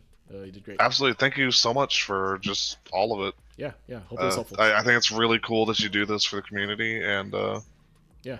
I'm. You're good at it. You're very good at it. Thank you. I appreciate that. I really do. Yeah. All right, brother. Have a good night. Bye. All right, this has been Sit Down and Shut Up. Thank you guys for watching. You know, I know I don't respond to everything right away in chat, so I do appreciate your chats and messages and all that stuff. Likes, follows, all that good stuff. Anything Bagel, thanks for popping in. I know Jap News here too, and the Fire Rise FGC account was on. Whoever was actually on it, so thank you guys for checking in. This has been Sit Down and Shut Up. I run this through the Fight Rise Discord. So this is Fight Rise is a fighting game community focused mostly on Street Fighter 6. They run bi-weekly tournament events. So if you are in Master Rank or above, you can get into a round robin, or sorry, a 7-round Swiss. If you're below Master, they have pools for below Master, which you'll probably run a 7-round round robin, something like that, right? Depending on how many people show up. It's a lot of fun. Every other week, bi-weekly. So a good way to get tournament level matches if that's something you want to get into. They also do community showcase events through their Urge to Fight series. There's one coming up tomorrow for our EU community members. Got some good players coming in, so check that out. If you are interested in a session like this for yourself, please feel free to join the Fight Rise Discord. I'll put the Discord in chat, like I always do. If you are interested in a session like this or any of the things I talked about, feel free to join Discord. Take a look at a channel called Sit Down and Shut Up. You can see the pinned messages there and how to sign up for one of these sessions. Totally free. I do it for the love of the community, right? I just get to make content out of our training session, right? Another thing that Fight Rise does is they're a Big League KO series. So Big League KO is basically a league format that's run over the course of 5 weeks. It's basically a 7-round round robin. So you're in a pool with 8 other players, and you play 2 matches a week. And they're all 1st to 5s. So it's been pretty hype. The community really enjoys these, right? You get to kind of play longer sets with people. It's tournament level sets, right? Meaning that it's a bracket set. And it's rank separated pools. So no matter what your rank is, if you come in and want to play this format, we'll be able to hopefully put you in a pool with people around your skill level, rank level. I think the minimum is like diamond rank, something like that. So if you are below that, join Sit Down and Shut Up. I'll get you in the diamond, and then you can join the Big League KO series. But yeah, it's a really good time. The season is wrapping up though, so the next time this happens might be in a month or 2. I'm not quite sure the timing, so join the Discord and keep an eye out for announcements to see when that's going to happen again. I'm also part of the Newbie Fight Club. So Newbie Fight Club is a fighting community focused on getting newer players into the game, into fighting games.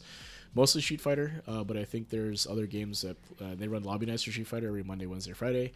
They also do a bi-weekly tournament, I think, every other Friday. I think there was one today for Newbie Fight Club. I think it's a round robin as well, or a Swiss. I take it back. It's a Swiss tournament, so I think you get 7 round Swiss. And there's also a monthly modern tournament that they've been running. So if you are a modern player and want to get tournaments, get into a tournament, other modern players, happens once a month. So if any of that interests you, join the Fight Rise or join the Newbie Fight Club Discord. Take a look at the events there, and join up when they actually open up. They also do other fighting games. I think City of the latest Fatal Fury, so City of Wolves. They also do some 3D fighting games, although maybe less so these days. Virtua Fighter is still there. There are some Strive players and some other fighting games too. So if any of those things interest you, as well as Fightgate. So if you are interested in retro gaming, I think for like Third Strike and other stuff, they do have lobby nights for that as well. So if any of that interests you, join those Discords. I'm pretty active on both those Discords, so if you want to get sets with me or talk to me about stuff, I'm always around, so you can definitely reach out to me and I'll try to respond when I can. Otherwise, again, thank you guys so much for the messages, the follows, the subscriptions, the likes, or whatever else. I really do appreciate it. If you do want to look at past sessions I've done, take a look at my YouTube channel. They're all uploaded there because Twitch player is Garbo, so take a look at that if you wanted to watch those. And other than that, thank you guys so much. Appreciate you guys all watching, and have a good night.